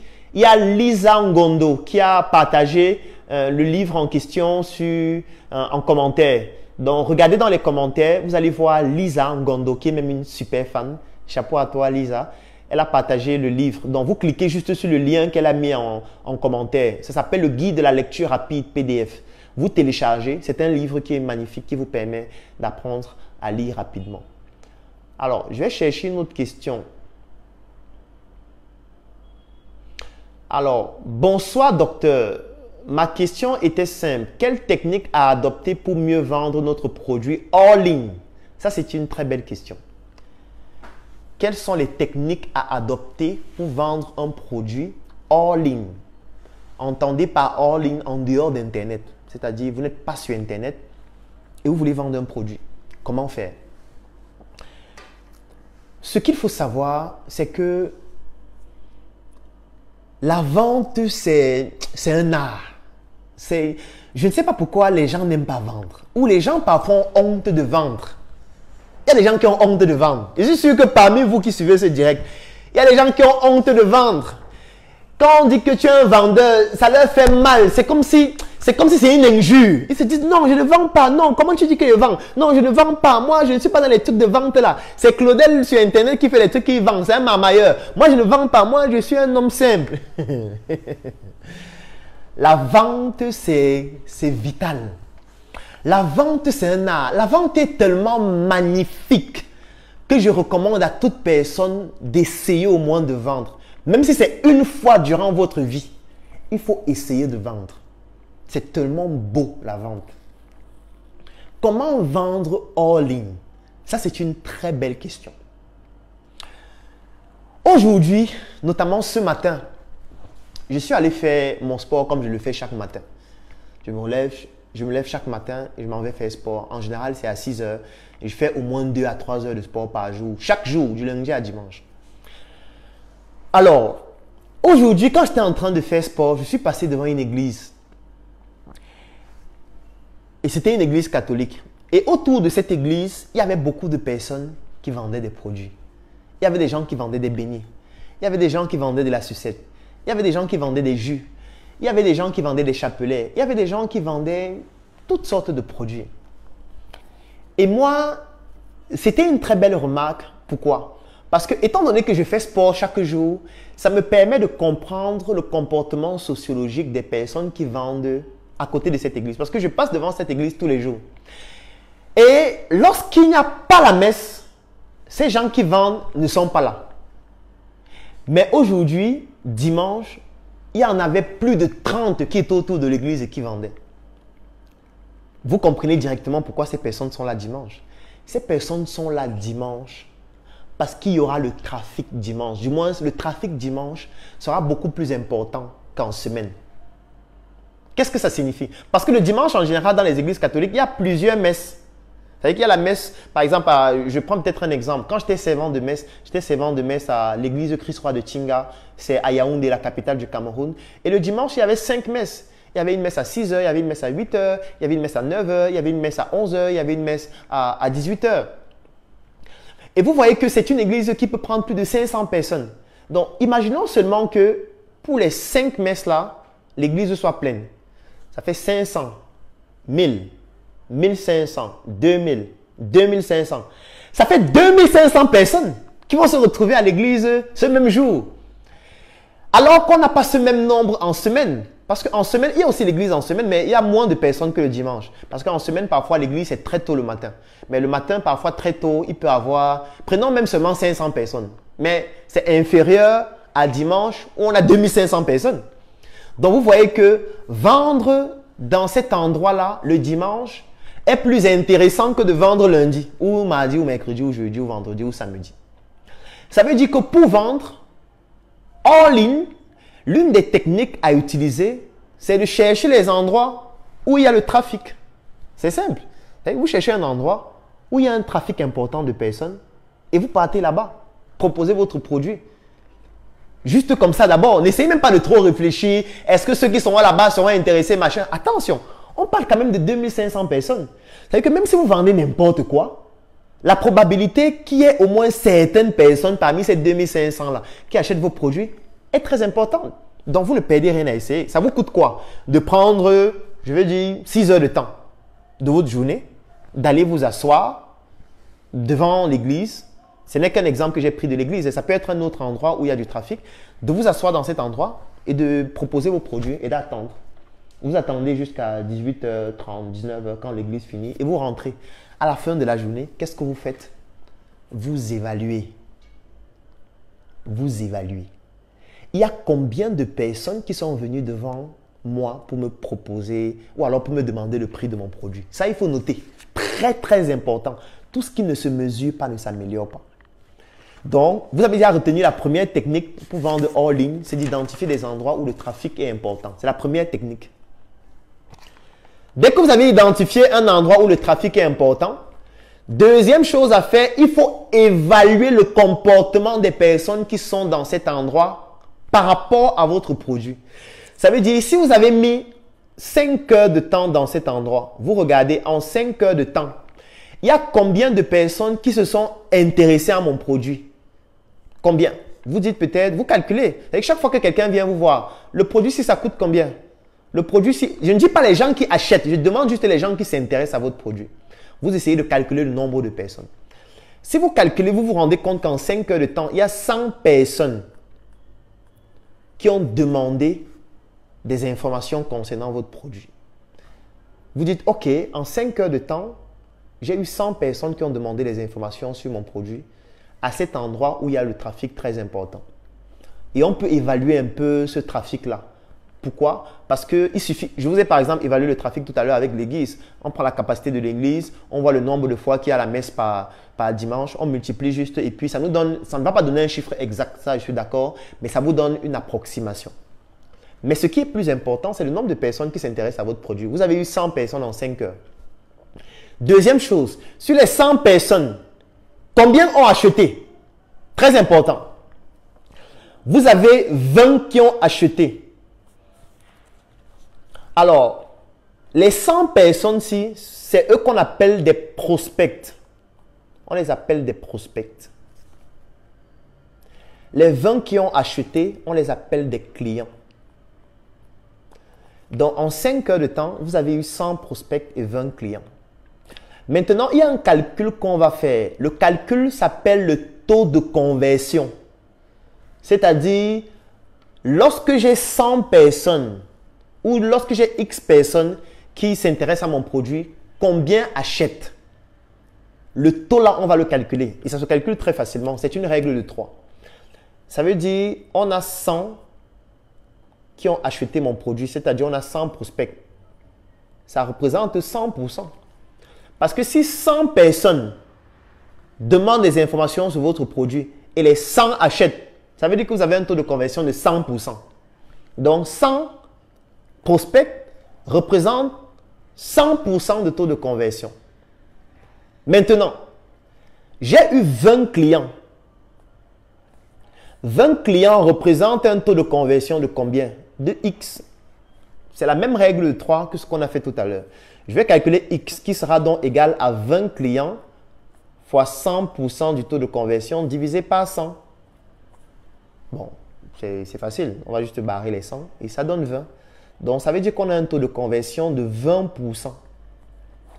Ça veut dire que vous avez 100 prospects, 20 clients et un taux de conversion de 20%.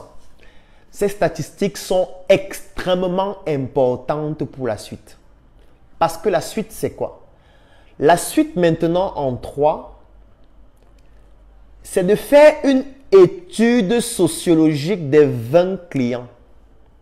Très important. 1. Vous devez obtenir les informations sur les 20 clients. C'est fondamental. Même s'il faut que vous puissiez donner un avantage à ces personnes pour que ces personnes vous donnent leurs informations, il faut le faire. C'est très important.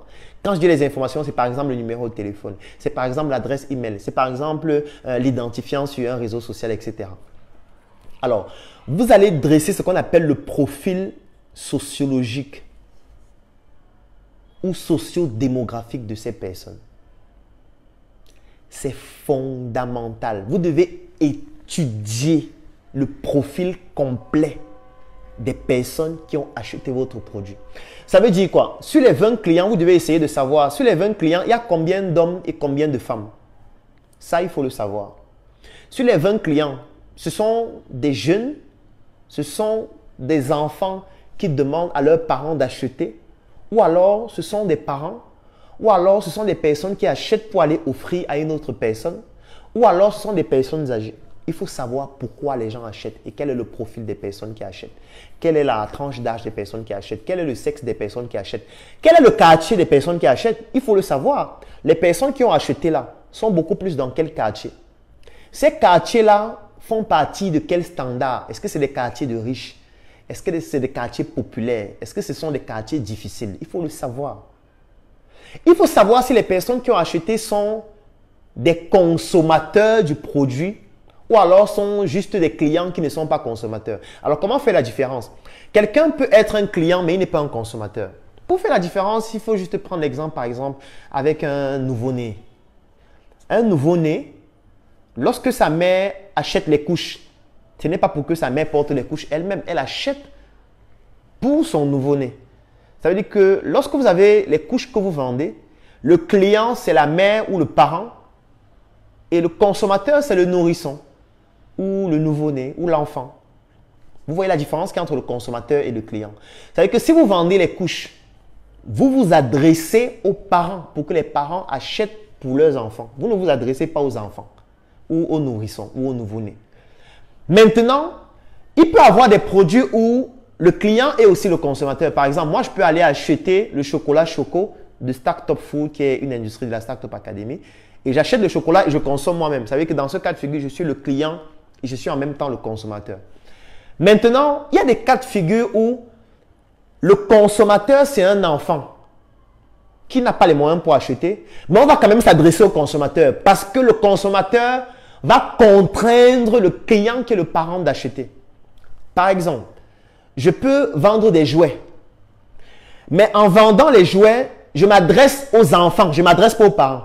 Je m'adresse aux enfants parce que je voudrais que l'enfant torture son père, torture sa mère pour que sa mère lui achète le jouet. Ça fait partie aussi d'autres techniques. Parce que si l'enfant a déjà l'âge où il peut parler et il peut torturer ses parents, je peux maintenant commencer à communiquer pour toucher l'enfant. C'est par exemple pour ça qu'on crée des dessins animés. Vous croyez que le dessin animé, c'est parce qu'on veut divertir les enfants, donc on n'a rien à faire? Non. Le dessin animé permet de conditionner l'enfant et de pousser l'enfant à torturer ses parents pour que ses parents lui achètent par exemple des jouets qui sont à l'effigie du dessin animé. Ou par exemple pour que le parent lui achète des gâteaux pour son anniversaire qui sont à l'effigie du dessin animé. Pour que ses parents lui achètent un sac à dos Startup Color qui est à l'effigie du dessin animé. Ce n'est pas pour rien. Le dessin animé vend des messages subliminaux qui vont pousser l'enfant à contraindre ses parents. Et vous ne savez pas ce que ça fait. Quand un enfant commence à vous rappeler tous les jours que maman, je veux tel sac, je veux le sac de tel dessin animé, je veux le gâteau qui a tel dessin animé dessus, je veux le stylo qui a tel dessin animé dessus, je veux le bonbon qui a tel dessin. Vous n'allez pas respirer, vous allez acheter, vous n'aurez pas le choix. Et là, le marketeur qui comprend ça, comprend que lui ne doit pas s'adresser seulement aux parents. Il faut aussi qu'il s'adresse à l'enfant pour torturer le parent à travers l'enfant. Donc, ça, c'est une étude que vous allez faire auprès de vos 20 clients. À quoi va servir l'étude que vous êtes en train de faire? Cette étude va permettre de comprendre le profil des personnes qui achètent et de dresser ce qu'on appelle le persona. Le persona, c'est le profil type de la personne qui achète votre produit. Parce que tant que vous n'avez pas ce profil type, c'est dangereux. C'est très dangereux. Je veux dire, comment est-ce que vous allez faire si vous n'avez pas le profil type des personnes qui achètent votre produit? Comment est-ce que vous allez proposer le produit ultérieurement? Comment? Vous ne pourriez pas. Ce sera trop compliqué. Trop compliqué.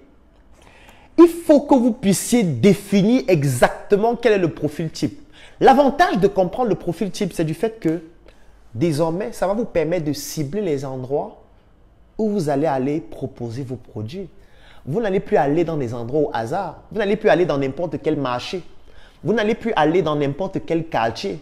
Vous n'allez plus aller dans n'importe quel événement. Vous n'allez plus aller devant n'importe quelle église.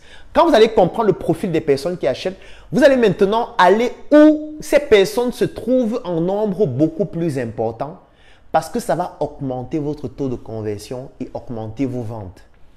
Et la dernière chose à faire, et là, nous sommes toujours dans la vente hors ligne, nous ne sommes pas sur Internet.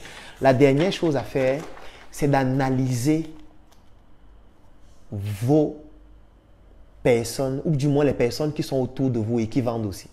C'est-à-dire que si par exemple, vous êtes à côté de cette église et vous vendez les beignets, par exemple, vous vendez les beignets, Vous faites ce calcul pour les beignets que vous vendez. Mais vous ne devez pas vous arrêter à vos produits. Hein, non. Vous devez maintenant faire la même chose pour les autres personnes qui sont autour de vous et qui vendent aussi d'autres produits. Ça veut dire quoi? Si vous avez quelqu'un autour de vous qui vend les chapelets, vous devez faire la même chose pour lui. Vous n'avez pas besoin de lui dire que vous êtes en train de le faire. La personne peut être votre ami, vous pouvez discuter pour avoir des informations. Mais si c'est quelqu'un avec qui vous ne pouvez pas avoir ces interactions, ou c'est quelqu'un qui ne peut pas forcément vous donner ça, ou si c'est quelqu'un qui cache ces informations, vous devez quand même évaluer son trafic. S'il y a 100 personnes qui sont venues demander des informations sur vos beignets, vous essayez de voir il y a combien de personnes qui sont venues demander des informations sur le chapelet qu'il vend, sur la Bible qu'il vend. Si vous vous rendez compte que 100 personnes viennent demander les informations sur vos beignets, et celui qui est à côté de vous qui vend les chapelets, il y a 1500 personnes qui viennent lui demander les informations sur son chapelet. En fait, vous devez comprendre que dans l'endroit où vous vous trouvez là, le chapelet intéresse plus les gens que les beignets. Maintenant, le calcul que vous devez faire aussi, c'est de savoir quelle est la marge. Parce que ça aussi, bon, ça c'est l'étape suivante. Quelle est la marge que vous avez par produit? C'est-à-dire les beignets que vous vendez. Quel est le coût de production de vos beignets? Quelles sont toutes vos charges? Quand vous vendez un beignet, vous gagnez combien par beignet? Ça, c'est un calcul qu'il faut faire. Ça, c'est un calcul qui vous permet d'évaluer le taux de rentabilité. Et vous devez le faire pour plusieurs produits différents. Donc, vous le faites pour vos beignets. Vous devez aussi le faire pour le chapelet. Vous devez aussi le faire pour la Bible qu'on vend à côté de vous. Vous devez aussi le faire pour le jus qu'on vend à côté de vous. Parce que le but de le faire, ça vous permet de savoir quels sont les produits qui fonctionnent les mieux. Parce que ne vous concentrez pas seulement sur votre produit. Peut-être que vous êtes en train de vous obstiner à vendre un produit, alors qu'à côté de vous, il y a un produit qui fonctionne mieux, qui pourrait vous permettre de gagner plus d'argent, mais vous, vous êtes obstiné à vendre seulement votre produit. Non, observez aussi. Et si vous observez, vous vous rendez compte qu'il y a 1500 personnes qui viennent demander des informations sur le chapelet. Et que sur les 1500 personnes, il y a 1000 personnes qui achètent le chapelet. Et que sur les 1000 personnes qui achètent le chapelet, peut-être disons que le chapelet coûte 100 francs. Ça veut dire que je vais ajouter un zéro et un deuxième zéro. Ça fait 100 000 francs que la personne a vendu de chapelet. Prenons le cas de figure où le coût de production ou alors le coût d'acquisition finale du chapelet, c'est 50 francs. Ça veut dire que la personne a des marges brutes de 50 000 francs durant cette même journée en vendant les chapelets. 50 000. Alors, vous aviez eu 100 personnes qui étaient intéressées, c'est-à-dire 100 prospects, et vous avez eu 20 clients. Et vous vendez peut-être vos beignets à 50 francs. Vous vendez les beignets à 50 francs. 20 clients, ça fait quoi? Ça veut dire que je vais juste ajouter un zéro, je multiplie 5 par 2, ça fait 100. Donc, je mets 100 et je mets 2 zéros. Vous voyez la différence qu'il y a entre vos beignets et le chapelet? Est-ce que vous voyez la différence qu'il y a entre vos beignets et le chapelet? Parce que vous avez vendu vos beignets à 20 clients. Les 20 clients, disons, ont acheté un beignet chacun de 50 francs. Donc, ça fait 50 francs fois 20. Je vais refaire le calcul. Ça fait 0, ça fait 0, ça fait 100. Lui, il a vendu les chapelets de 100 000. Vous vendez les beignets de 10 000. Lui, sur les chapelets de 100 000, il a eu des marges de 50 000 brut après avoir enlevé toutes les charges. Vous avez les marges de combien? Supposons que votre beignet que vous vendez à 50 francs, supposons que ça vous coûte même, la production, c'est peut-être même 10 francs. Supposons que la production, c'est 10 francs. Et que si on prend 10 francs, on multiplie par 20, ça va faire juste 200. Vous voyez qu'en réalité, lui, il gagne plus d'argent que vous. Je veux dire, en vendant les chapelets, il gagne plus d'argent que vous. Il a plus de marge que vous. Ça veut dire qu'en réalité, la suite logique, c'est que vous devez vous intéresser à la vente des chapelets aussi. Fatalement. Vous devez commencer à vendre les chapelets. Vous n'avez pas besoin d'être chrétien. Parce que je sais que là, c'est la question maintenant que vous allez vous poser. Non, je ne suis pas chrétien, je suis musulman. Non, mon frère, non, non. Le business, bon, sauf si l'argent ne vous intéresse pas, sauf si le business ne vous intéresse pas, sauf si vous voulez être un martyr à vie. Vous allez vous obstiner à vendre les beignets, vendre les beignets, vendre les beignets et mourir en vendant les beignets, en devenant le héros mort de la vente des beignets. Non. Non, ne soyez pas le héros qui va mourir en vendant les beignets qui ne rapportent pas d'argent ou qui ne sont pas rentables ou qui ne lui permettent pas d'avoir une performance économique importante. Vous devez aussi observer l'environnement. Quelles sont les marges que je génère en vendant? Est-ce que celui qui est à côté de moi n'est pas en train de générer des marges plus importantes avec son produit? Si oui, il faut que je m'intéresse à vendre plutôt son produit. C'est plus intéressant. Vous n'avez pas besoin d'être chrétien pour vendre le chapelet. Vous n'avez pas besoin d'être catholique pour vendre la Bible. Vous n'avez pas besoin. Est-ce que c'est vous qui allez lire? Est-ce que vous vendez pour vous forcément? Vous avez juste besoin de comprendre le produit parce que vous avez quand même besoin de lire aussi la Bible pour mieux vendre. Parce que ça peut vous donner des arguments pour convaincre un client. Donc, vous n'avez pas besoin d'être, je veux dire, vous n'avez pas besoin d'être pasteur ou prêtre. Non. Ce n'est pas nécessaire forcément. Voilà les techniques pour vendre hors ligne. Je peux aller beaucoup plus loin que ça. Ça risque juste de prendre trop de temps et ça va finir le direct juste sur cette question. Mais je sais qu'il y a beaucoup de personnes qui ont des difficultés pour vendre. C'est pour ça que je développe un peu plus pour que ça aide les autres qui ont déjà posé des questions concernant cela ou alors ceux qui s'apprêtaient à poser la question et qui n'avaient pas de solution. Parce que ne croyez pas que vendre c'est seulement sur Internet. Non, on peut vendre sans Internet. Vous pensez que... Bon, posez-vous la question. Si on ferme Facebook, on fait quoi? On va arrêter de vendre? Non, on va continuer de vendre. Il y a des techniques pour vendre sans Facebook, sans YouTube, sans WhatsApp, sans tout ça. On peut vendre sans ça. Et je vous recommande d'apprendre à vendre sans ça. Parce que si un jour on ferme Facebook, vous faites quoi? On n'a pas nos plateformes en ligne. Là, je fais un coucou à Alain Ekambi de Dicalo qui est en train de se battre pour que l'Afrique puisse avoir aussi ses propres réseaux sociaux, ses propres messageries instantanées parce qu'il a mis sur pied Dicalo et Ubuntu qui sont des plateformes, des réseaux sociaux et des applications de messagerie instantanée purement africains. Parce qu'on peut fermer Facebook à tout moment. Et vous allez arrêter de vendre parce qu'on a fermé Facebook. Et moi, parfois, je vois des personnes qui disent, moi, je fais le marketing digital. Le marketing digital ne veut pas dire que je prends mon produit et le mets sur Facebook tous les jours. Je vends les shampoings, je vends les savons, je fais les statuts tous les jours. Non. Le marketing digital, c'est une application du marketing réel, juste que c'est fait en ligne. Donc, ne croyez pas que vous seriez un con sur le marketing réel et vous allez être excellent sur le marketing sur Internet. Non, vous serez aussi con en ligne. Sauf que ce sera une bêtise internationale. Parce que, en fait, quand vous êtes con dans votre quartier, bon, supposons que dans votre quartier, il y a 1000 habitants. Vous êtes con pour 1000 personnes. Mais quand vous êtes con en ligne, c'est incroyable. Parce que vous êtes con pour des milliards de personnes. Peut-être Facebook a plus de 2 milliards de personnes. Donc, vous devenez un con pour 2 milliards de personnes. Donc, sur 2 milliards de personnes, vous vous installez comme l'étalon de la bêtise. C'est mieux même de rester dans votre quartier. Ne croyez pas que vous allez laisser les techniques de marketing réelles sur le terrain. Vous allez ignorer ça et aller exceller dans le marketing digital. Non, ce n'est pas possible. Ce sont les mêmes principes. Juste qu'on utilise des outils différents. Les outils sont différents cette fois. Les outils sont plus performants, sont plus rapides, vous permettent facilement d'atteindre ce qu'on appelle la scalabilité. Mais les principes fondamentaux restent les mêmes, qui sont le marketing, la vente, la communication, le branding. C'est la même chose. Ne croyez pas que vous allez abandonner ça. Donc, c'est pour ça que on ne peut pas se défaire de la lecture, mes amis. Ne croyez pas que vous allez échapper à la lecture. La lecture, c'est important. La formation est indispensable. Qu'importe votre secteur d'activité, c'est indispensable de se former. Donc, si vous croyez que, voilà, comme il y a Internet aujourd'hui, je vais créer ma page, je vais prendre mes produits, je vais saturer les gens avec, je vais mettre sur les statuts, je vais vendre. En fait, vous allez utiliser vos produits vous-même. C'est comme ça que ça va finir. Le savon que vous allez fabriquer là, vous allez vous laver avec ça vous-même. Vous allez laver vos enfants avec. Et vous allez vous battre pour que vos enfants aillent même manger en route pour payer ou pour acheter le savon pour continuer de se laver avec. Parce que vous n'arrivez à vendre à personne. Parce qu'il y a des gens qui croient qu'ils ne sont pas obligés de lire. Ils ne sont pas obligés de se documenter. Ils ne sont pas obligés de se former. Mais ils vont réussir à vendre, à faire le marketing, à croître. Non, mon frère, il faut apprendre. Tout le monde a besoin de se former. Et c'est quand on est sur le terrain qu'on comprend le besoin de se former.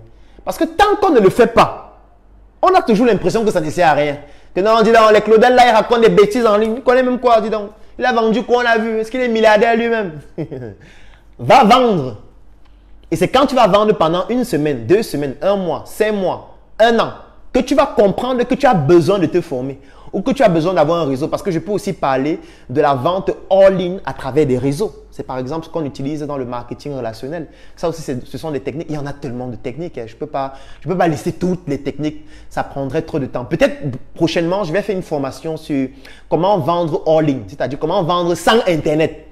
Peut-être ça pourrait aider certaines personnes. Si vous êtes intéressé par une formation de ce type, vous mentionnez ça en commentaire ou vous m'écrivez en inbox. Si le besoin est intéressant, je pourrais peut-être la semaine prochaine faire une formation dessus qui va se dérouler aussi en ligne pour que qu'importe l'endroit du monde à travers lequel vous vous trouvez, vous puissiez en bénéficier. Voilà, je vais prendre une autre question. Alors, je cherche une autre question.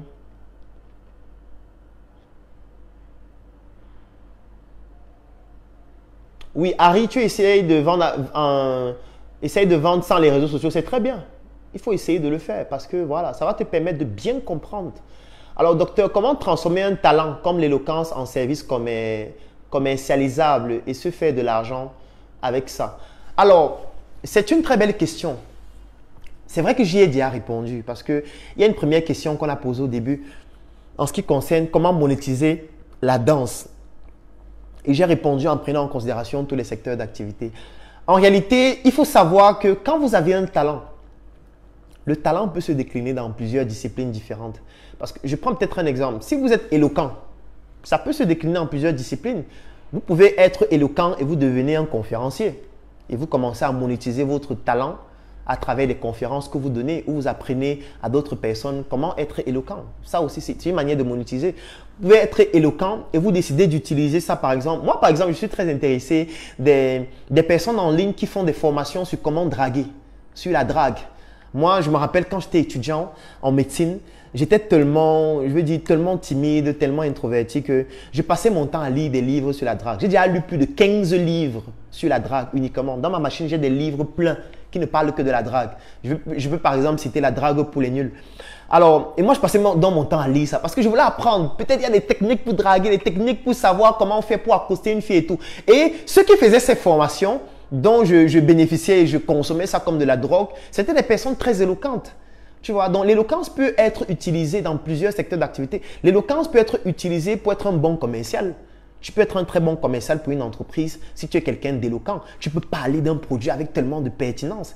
Tu peux transformer ton éloquence en quelqu'un qui fait de la voix off. Tu peux te former en voix off pour faire de la voix off pour des spots ou alors pour des vidéos ou alors pour des contenus publicitaires. Je veux dire, c'est à toi de voir quel est le segment de marché dans lequel tu souhaites monétiser la compétence que tu as. Et dès que tu auras identifié, tu utilises juste la même technique que j'ai expliqué tout à l'heure. Première étape, c'est de travailler le côté technique. Ça veut dire que tu dois te former toi-même pour avoir quand même un étalon de compétences. Deuxième étape, c'est le côté business qui prend en considération ce qu'on appelle la valeur perçue. Tu dois travailler ta visibilité. Il faut que dans ton entourage, tout le monde sache que tu es quelqu'un d'éloquent. Il faut que tout le monde, tout le temps, tu prennes la parole, tout le temps, tu fasses des vidéos si tu es en ligne, que tu communiques tout le temps sur l'éloquence, sur l'art, de l'art oratoire et tout ce que ça comporte. Il faut que tu travailles sur la discipline, c'est-à-dire que tu dois le faire régulièrement. Il faut que tu travailles sur ta notoriété. Il faut que tu participes à des événements. Il faut que partout où on parle d'éloquence, d'oratoire, que tu sois présent. S'il y a des événements qui en parlent, il faut que tu sois là. Parce que c'est ça qui va faire en sorte que ça installe les talons dans ton environnement immédiat et même élargi du fait que lorsqu'on parle d'éloquence, tu es une personne de référence. Et c'est comme ça qu'on va commencer à te recommander ou alors qu'on va commencer à te contacter pour bénéficier de tes services. En plus des services que toi-même tu peux confectionner, comme ce que j'ai expliqué antérieurement, afin de pouvoir les proposer. Donc, j'ai déjà très bien expliqué comment le faire antérieurement. C'est pour ça que je ne vais pas détailler davantage.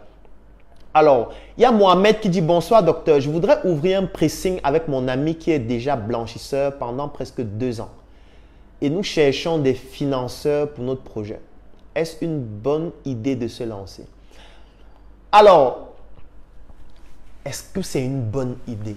C'est vrai que je n'ai pas beaucoup d'éléments avec ta question pour savoir si c'est une bonne idée ou pas. Mais je vais quand même te donner quelques informations ou alors quelque chose qu'il va falloir faire si vous cherchez des investisseurs. La première chose qu'il va falloir faire, c'est le reporting financier. Ça veut dire, il va falloir essayer de retracer la comptabilité des 2 années de ton ami qui a fait la blanchisserie. C'est-à-dire, faire une sorte de bilan des 2 dernières années. Parce que l'investisseur, lui, il veut avoir les chiffres. Il veut se rassurer que quand il met son argent quelque part, il ne va pas perdre son argent. Et pour ça, il a besoin d'avoir un document qui lui présente de manière lisible votre activité. Donc, il va d'abord falloir faire un bilan sur ces 2 années. Ensuite, il va falloir analyser le comportement des clients par rapport à votre activité. L'avantage, c'est que ton ami a déjà 2 ans d'expérience. Donc, c'est possible d'analyser, par exemple, quel est le type de vêtements que les gens font laver le plus. Quel est le chiffre d'affaires moyen qu'il génère par mois, par exemple, ou par semaine, ou par jour? Quelle est la marge qui se fait en lavant les vêtements? Quel est le temps même qu'il prend pour laver les vêtements? Pour voir si ce n'est pas pertinent plutôt d'acheter une machine qui va être plus rentable sur le long terme. Je veux dire, il y a beaucoup de calculs qu'il faut faire pour déterminer exactement déjà si le projet est pertinent, s'il est rentable, s'il est réplicable sur le long terme, sur un public beaucoup plus important. S'il y a d'autres techniques qu'il faut utiliser, il faut pouvoir évaluer le besoin. Il faut pouvoir évaluer les manquements du projet pour voir quelle est l'architecture, quels sont les dispositifs, quel est le plateau technique qu'il faut mettre en place afin de pouvoir combler à tous ces différents besoins-là. Et ensuite, c'est ça qui va permettre de définir le besoin en financement. C'est ça qui va permettre de définir combien est-ce qu'il faut pour pouvoir rentabiliser ce projet avec un investissement beaucoup plus important. Ça va aussi permettre d'évaluer au quotidien, par exemple, j'ai envie de dire, la crédibilité même de ton partenaire. Parce que ce qu'il faut savoir, c'est que quand vous avez dit un partenaire en affaires, c'est comme le mariage. Et le mariage, je pense que vous savez que c'est pour le meilleur et c'est pour le pire. Parce que vous pouvez avoir un partenaire qui détruit votre projet. Ça arrive très régulièrement. Donc, il y a beaucoup d'éléments à analyser avant de savoir si c'est pertinent de prendre un financement externe ou alors d'abord de continuer. Parce que si vous ne pouvez donc pas retracer tout ça, vous pouvez donc décider de continuer à exercer cette activité pendant un certain nombre de temps pour pouvoir commencer à faire une comptabilité rigoureuse qui va permettre de faire ressortir toutes ces statistiques importantes pour les investisseurs. Et c'est après ça qu'on va essayer d'analyser s'il est pertinent, soit de faire soit d'autofinancer vous-même, parce que c'est possible qu'on puisse optimiser l'activité pour dégager une marge afin de pouvoir autofinancer beaucoup plus facilement sans avoir besoin de prendre des financements externes, ou alors si c'est nécessaire de prendre des financements externes. Et si oui, selon quelle modalité? Est-ce que c'est en equity? Est-ce que c'est un prêt qu'on va faire? Est-ce que c'est une levée de fonds? Si oui, quel montant? Bref, il y a beaucoup d'analyses qu'il faut faire. Je ne pourrais pas donner toutes les réponses à ça parce que je n'ai pas tous les éléments. Donc, tu peux m'écrire en inbox, on peut prendre un rendez-vous et puis je pourrais avoir tous les détails du projet pour pouvoir l'analyser de manière beaucoup plus approfondie. Voilà, donc ça c'est pour la réponse à la question. Alors, bonjour docteur, comment vendre all-in? Comment vendre all-in avec ces cercles d'influence qui n'ont pas de moyens pour payer? Je ne comprends pas bien la question. Si tu peux la reformuler. Je ne comprends pas très bien la question. Alors, bonsoir docteur, que faire d'un stock qui s'écoule difficilement pendant qu'on paye continuellement le loyer? On appelle ça la lecture de l'heure, mon frère. Tu es en train de lire l'heure. Parce que ce qui est en train de se passer, c'est quoi? C'est que tu as un stock important de produits, mais sauf que la vitesse de sortie des produits n'est pas suffisamment importante pour que tu puisses épuiser le stock sans que ça ne t'épuise sur le plan financier. Et là, je comprends ce que tu vis parce que j'ai déjà vécu ça aussi. C'est-à-dire que tu as des stocks de produits quelque part, tu payes le loyer chaque mois. Et c'est même pas seulement le loyer que tu payes. Parce que ce que tu ne sais pas, c'est que le fait que les produits restent stockés, ça a un coût. Ça, il faut le savoir. Parce que le produit a une durée de vie. Le produit n'est pas fabriqué pour être gardé. Donc, le fait que le produit soit stocké a un coût. Le fait que ce soit stocké quelque part, ça occupe de l'espace et ça a un coût. Le fait qu'il faut sécuriser les produits, ça a un coût. Parce que tu ne vas pas mettre tes produits quelque part et ne pas garder. C'est-à-dire que celui qui se charge de garder les produits là, il a aussi un coût pour pouvoir sécuriser ça. Et si cette personne, c'est toi, ça a un coût parce que ton temps a un coût. Donc, ça, c'est ce qu'on appelle l'heure. Et ce qu'il faut faire, c'est quoi? En fait, le problème, il est simple. Il faut faire un audit sur tes procédés, sur le plan du marketing, sur le plan de la communication et sur le plan de la vente. C'est tout ce qu'il faut faire. Donc, il faut qu'on audite comment est-ce que tu communiques sur ton produit. Il faut qu'on audite comment est-ce que tu fais le marketing de ton produit. Il faut qu'on audite comment est-ce que tu vends ton produit. Il faut qu'on audite. En fait, il faut qu'on fasse tout ce que j'explique depuis le début parce que ça n'a pas été fait. Il faut qu'on étudie le profil des clients qui achètent en général ton produit. Il faut qu'on étudie l'environnement dans lequel tu vends tes produits. Qu'on étudie les produits similaires qui se vendent, comment est-ce que ces produits se comportent par rapport au marché. C'est ça qui va permettre de définir la stratégie optimale qui va nous permettre de comprendre quel est le meilleur moyen de les écouler le plus rapidement possible.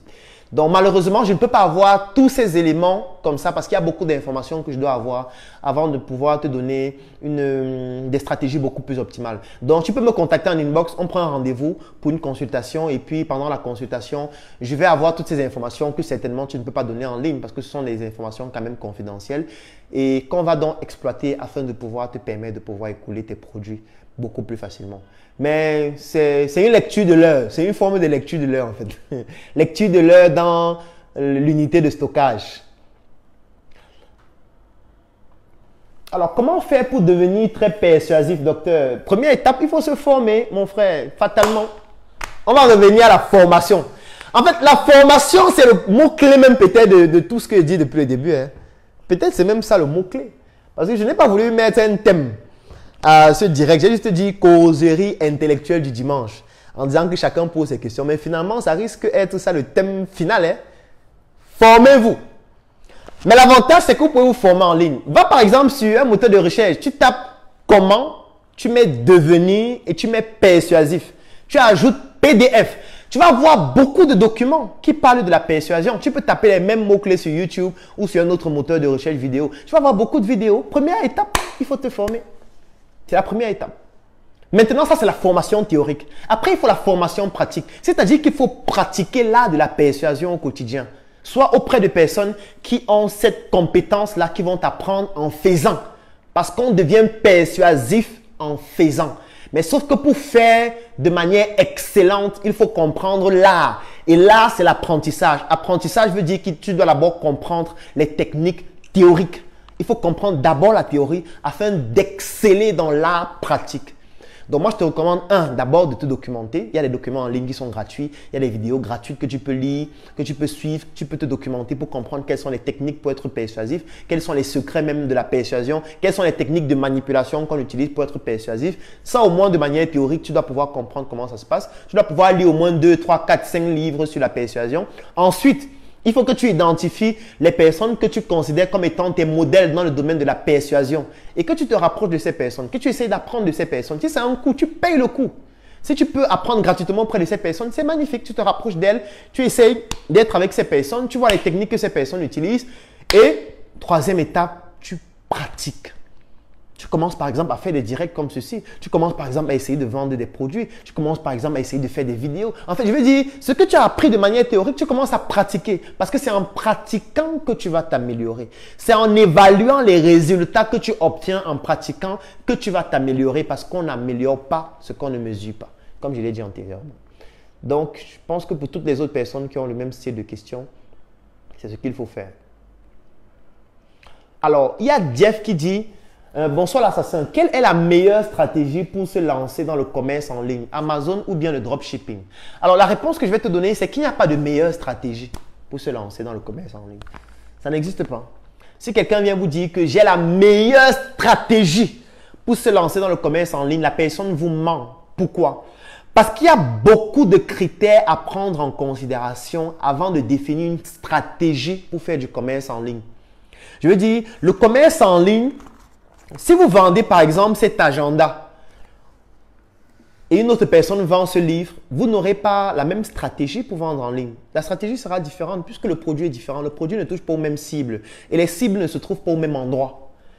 Si par exemple vous vendez ce stylo et une autre personne vend ce casque, vous n'allez pas vendre en ligne de la même façon puisque vous ne vous adressez pas aux mêmes personnes. La cible n'est pas la même. Donc vous ne pouvez pas utiliser exactement la même stratégie. Et il n'y a pas une stratégie idéale. Il n'y a pas la meilleure stratégie. Non. La meilleure stratégie est celle qui fonctionne en fonction de votre produit. En fonction du produit que vous vendez en fait. Donc ce qu'il faut faire, c'est de voir quel est le produit que vous voulez vendre.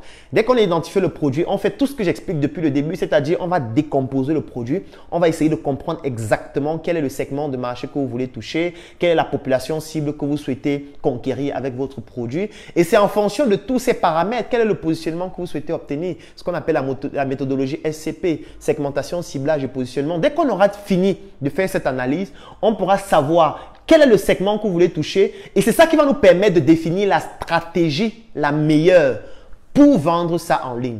C'est après ça qu'on saura si c'est Amazon qui est meilleur, si c'est en faisant du dropshipping qui est meilleur, si ce n'est même pas en créant juste une page sur un réseau social ou même dans un groupe. Ça va dépendre, c'est en fonction de ce que vous voulez faire et surtout en fonction des objectifs que vous souhaitez atteindre qu'on saura quelle est la meilleure stratégie. Donc en fait, il n'existe pas une meilleure stratégie pour tout. Non.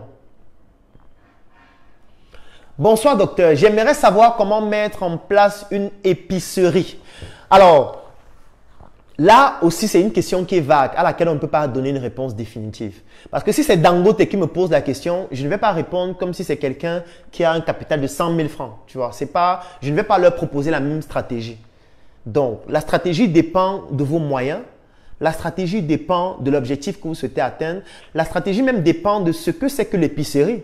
L'épicerie, c'est quoi? Est-ce que l'épicerie, c'est une boutique physique?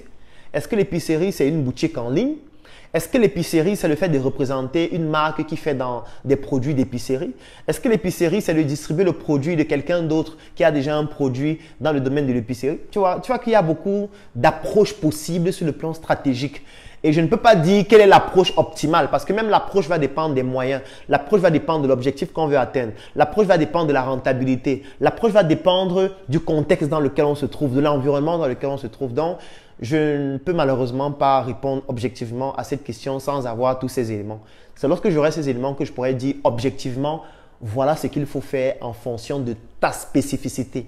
Parce que le problème, c'est que chaque projet a une spécificité qui est liée au porteur du projet et au contexte dans lequel le porteur du projet se trouve. Donc, il n'y a pas une stratégie qui est standard pour tout le monde, non. La stratégie, c'est en fonction de chaque spécificité. Alors, je vais prendre encore peut-être 2 autres questions avant de clôturer le direct. Alors, s'il vous plaît, ça c'est Daniel, s'il vous plaît, c'est quand votre tournée au Togo? Peut-on avoir le titre du livre de la vente? Alors, la tournée au Togo, ce sera avant la fin de cette année. Nous sommes en train de travailler avec un partenaire qui doit nous inviter au Togo. C'est le docteur Sylvestre. Je lui fais déjà même un coucou ici en passant. Et voilà, normalement, avant la fin de cette année, on devrait avoir une tournée au Togo. De toutes les manières, vous seriez informé dès que toutes les informations seront déjà calées. Alors, le livre que je suis en train de vous présenter depuis le début, il s'appelle Le Grand Livre de la Vente. Le Grand Livre de la Vente. C'est un livre de Nicolas Caron. Il est disponible sur pratiquement toutes les plateformes de vente en ligne. Vous pouvez trouver ça sur Amazon ou sur n'importe quel site de vente en ligne. Ou vous tapez ça sur les moteurs de recherche, vous allez voir. Donc, le Grand Livre de la Vente. Technique et pratique des professionnels de la vente. C'est un très bon livre. Il fait près de 700 pages sur la vente et il est vraiment magnifique. Alors, je vais prendre certainement une dernière question. Alors, docteur, quel conseil donnerais-tu à un jeune qui veut se lancer dans l'entrepreneuriat sans finance? Un jeune qui veut se lancer en entrepreneuriat sans finance. Ça, c'est une très belle question. Et ma réponse sera peut-être dramatique. Si vraiment, toi qui poses cette question, tu n'as vraiment pas de finances, vraiment, si c'est que tu n'as pas de finances pour te lancer, tu as envie de te lancer, mais tu n'as pas de finances, voici ce que je vais te recommander de faire. Actuellement, je suis en train de faire un direct sur Facebook et tu es en train de suivre le direct. Ça veut dire que pour suivre ce direct, tu as mis des datas dans ton téléphone. Certainement, parce que ton téléphone ne fonctionne pas avec le charbon. Donc, tu as mis des datas dans ton téléphone pour suivre le direct. Le direct est déjà à combien d'heures, je ne sais pas. Ce qui est sûr, on a déjà dépassé 1 heure. Donc, ce qui est sûr, tu n'as pas mis 100 francs de data. OK. Deuxième chose, c'est que pour suivre le direct, il faut quand même que tu aies l'application Facebook dans ton téléphone. Parce que tu ne peux pas suivre le direct, je veux dire, sur un téléphone qui ne prend pas d'application. Ce n'est pas possible. Il faut que tu aies un smartphone quand même pour suivre le direct. Donc, ça veut dire que, Emmanuel, tu as un smartphone, n'est-ce pas? Voilà. Je n'ai pas envie d'entrer dans les détails du type de smartphone que tu as, la marque, le prix, machin. Non. Ça ne m'intéresse pas. Mais ce que je sais quand même, c'est que un smartphone, ça a quand même un certain prix. Il y a des smartphones qui coûtent 1 million. Il y a des smartphones qui coûtent 500 000. Il y a des smartphones qui coûtent 100 000, 50 000. Mais je vais prendre le prix le plus petit. Supposons que ton smartphone coûte 10 000 francs. 10 000 francs. Francs CFA. 10 000. Donc, ce que je vais te recommander de faire, dès que le direct va finir, tu enlèves la puce dans ton téléphone et tu vends ton smartphone à 10 000. Si tu ne trouves pas de client, moi, je vais l'acheter à 10 000. Tu me contactes inbox, je te donne 10 000 ou je t'envoie ça par une monnaie électronique et tu me donnes le téléphone. Et maintenant, avec les 10 000 là, ce que tu vas faire avec les 10 000, c'est que tu vas aller au marché de ta ville, le marché le plus populaire qu'il y a dans ta ville. Tu vas arriver là-bas au marché. Tu vas par exemple dans l'endroit où on vend les vêtements. Mais tu pourrais le faire dans n'importe quel endroit. Ça peut être l'endroit où on vend les condiments. Ça peut être où on vend les vêtements, ça peut être où on vend les chaussures, n'importe où. Tu rencontres peut-être quelqu'un qui vend les chaussures. Tu lui dis, grand frère, je vais t'aider à vendre tes chaussures. Si je réussis à faire que quelqu'un achète une chaussure, tu me donnes combien? Vous discutez, il te dit peut-être, je vais te donner 5%. Tu prends les 10 000 là. Tu regardes le nom de sa boutique. Si sa boutique s'appelle peut-être Emmanuel Shopping, tu prends les 10 000 là. Tu achètes un t-shirt. Il y a les t-shirts qu'on vend à la friperie. Et l'avantage, c'est qu'il y a les t-shirts qu'on vend à la friperie à 500, 200, 300. Tu achètes même 10 t-shirts ou tu achètes 7. Supposons que le t-shirt c'est 200. Tu achètes 7, non, tu achètes 10 t-shirts, ça fait 2000. Tu vois les gars qui floquent sur les t-shirts là. Tu dis que tu veux floquer tes 10 t-shirts. Ils vont te floquer ça maximum à 100 francs ou 200 le t-shirt. Tu floques encore, disons qu'ils floquent même à 200, ça fait 4000. Tu floques les 10 t-shirts. Chaque jour, tu portes un t-shirt. Tu vas là-bas, tu te places devant sa boutique. Tu te balades dans les environnements, dans l'environnement de sa boutique. Chaque fois que les gens passent là, tu les accoustes. Tu leur dis, il y a une chaussure magnifique pour toi. Quand je vois ton vêtement là, la seule chose qui manque, mon frère, c'est la chaussure ici. Si tu as ça, mon frère, tu seras Esa Sapologie. Tu seras Esa Congolais dans la capitale. Tu le fais, tu prospectes les gens tous les jours. Tu te donnes un objectif à atteindre. Je dois prospecter au moins 100 personnes par jour. Tu accoustes 100 personnes. À la fin de la journée, tu vois sur les 100 combien ont acheté. Si personne n'ont acheté, tu te donnes un objectif plus élevé le lendemain. 200 personnes. Dès que tu vas avoir un client, 2 clients, 3 clients, 5 clients, tu commences à faire l'analyse que j'ai présentée tout à l'heure. Tu analyses le profil de tes clients pour savoir ceux qui achètent le plus. Est-ce que ce sont les hommes? Est-ce que ce sont les femmes? Est-ce que ce sont les jeunes? Est-ce que ce sont les personnes âgées? Est-ce que c'est les personnes qui achètent pour offrir à une autre personne? Et quand tu vas vendre une chaussure, si la chaussure coûte peut-être 20 000 et que tu as 10% par exemple, 20 000, ça fait quand même 2 000. Même si tu as 5%, ça fait quand même 1 000 francs par chaussure. Si tu vends 5 chaussures par jour, ça fait quand même 5 000. En 10 jours, ça fait 50 000. En 30 jours, ça fait 150 000. Voilà ce que tu dois faire pour te lancer sans finance. Parce que tu crois que tu n'as pas de finance, alors qu'en réalité, tu en as beaucoup. Parce que ton téléphone, déjà, c'est un financement. Le crédit que tu utilises pour te connecter sur Internet, c'est un financement. Ton cerveau, c'est un financement. Parce que la stratégie que je viens de te donner, c'est du cerveau. Tu n'as pas besoin de l'argent d'un compte bancaire pour développer une stratégie comme celle-là. Et à force de vendre, je ne dis pas que tu vas faire ça pendant 10 ans. Tu vas le faire peut-être pendant 6 mois. Tu vas maîtriser comment ça fonctionne. Tu vas aussi analyser l'environnement, ce qui fonctionne mieux. Et le petit capital que tu es en train de te faire va te permettre toi-même d'acheter ta propre marchandise. Avec ta propre marchandise, tu auras des marges un peu plus élevées. Tu auras déjà une base de données clients qui ont déjà acheté des chaussures chez toi et qui savent que tu es quelqu'un de fiable qui vend des chaussures de qualité. Tu pourras les prospecter pour vendre cette fois tes propres chaussures avec des marges plus importantes. Et au fur et à mesure, tu fais ta comptabilité, tu fais tes reportings financiers, tu évalues ta rentabilité, tu fais tes rapports chaque jour, tu fais tes rapports hebdomadaires, tu fais tes rapports mensuels, tu tiens une bonne comptabilité. Quand tu viens en ligne, tu ne viens plus seulement suivre les vidéos, regarder le divertissement. Tu viens en ligne, tu télécharges des livres qui parlent de la comptabilité, tu apprends. Tu télécharges des livres qui parlent du marché de la chaussure, tu apprends. Tu télécharges des livres qui parlent du marketing, qui parlent de la communication. Tu regardes des formations qui parlent de la vente. Tu apprends pour vendre mieux. Et quand tu vas mieux vendre, tu vas bien faire ta comptabilité. Tu vas commencer maintenant à acheter un autre téléphone. Ce téléphone, ça ne sera plus juste pour te divertir. Ce sera pour communiquer sur tes produits en ligne, communiquer sur tes chaussures en ligne, communiquer sur tes services en ligne. Et quand tu vas communiquer en ligne, tu vas donc passer à la deuxième étape de ce que j'ai expliqué tout à l'heure, c'est-à-dire la valeur perçue, où tu travailles sur ta visibilité, tu travailles sur ta notoriété, avec discipline au quotidien, tu vas t'installer comme une référence de la chaussure parce que ton carnet d'adresse client ne va faire qu'augmenter. Et quand tu vas le faire pendant 1 an, pendant 2 ans, pendant 3 ans, les gens vont te supplier pour investir dans ton projet. Parce que ce sera un honneur pour eux d'investir dans ton projet parce qu'ils sauront qu'en investissant, tu vas gagner de l'argent. Et c'est à cette étape où tu pourras te dire, est-ce que je ne peux pas créer ma marque de chaussures? Est-ce que je ne peux pas rencontrer des personnes qui fabriquent la chaussure et moi je mets sur mesure dessus? Et ça devient donc une marque de chaussures sur mesure.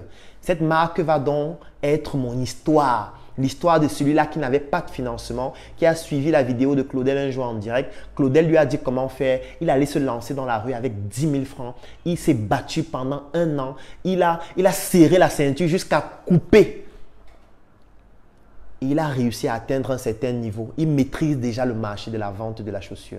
Ça veut dire que quand vous allez lui donner votre argent, cet argent va permettre qu'il étende son réseau de manière beaucoup plus importante et ça va vous permettre de gagner de l'argent et lui, ça va lui permettre de s'enrichir.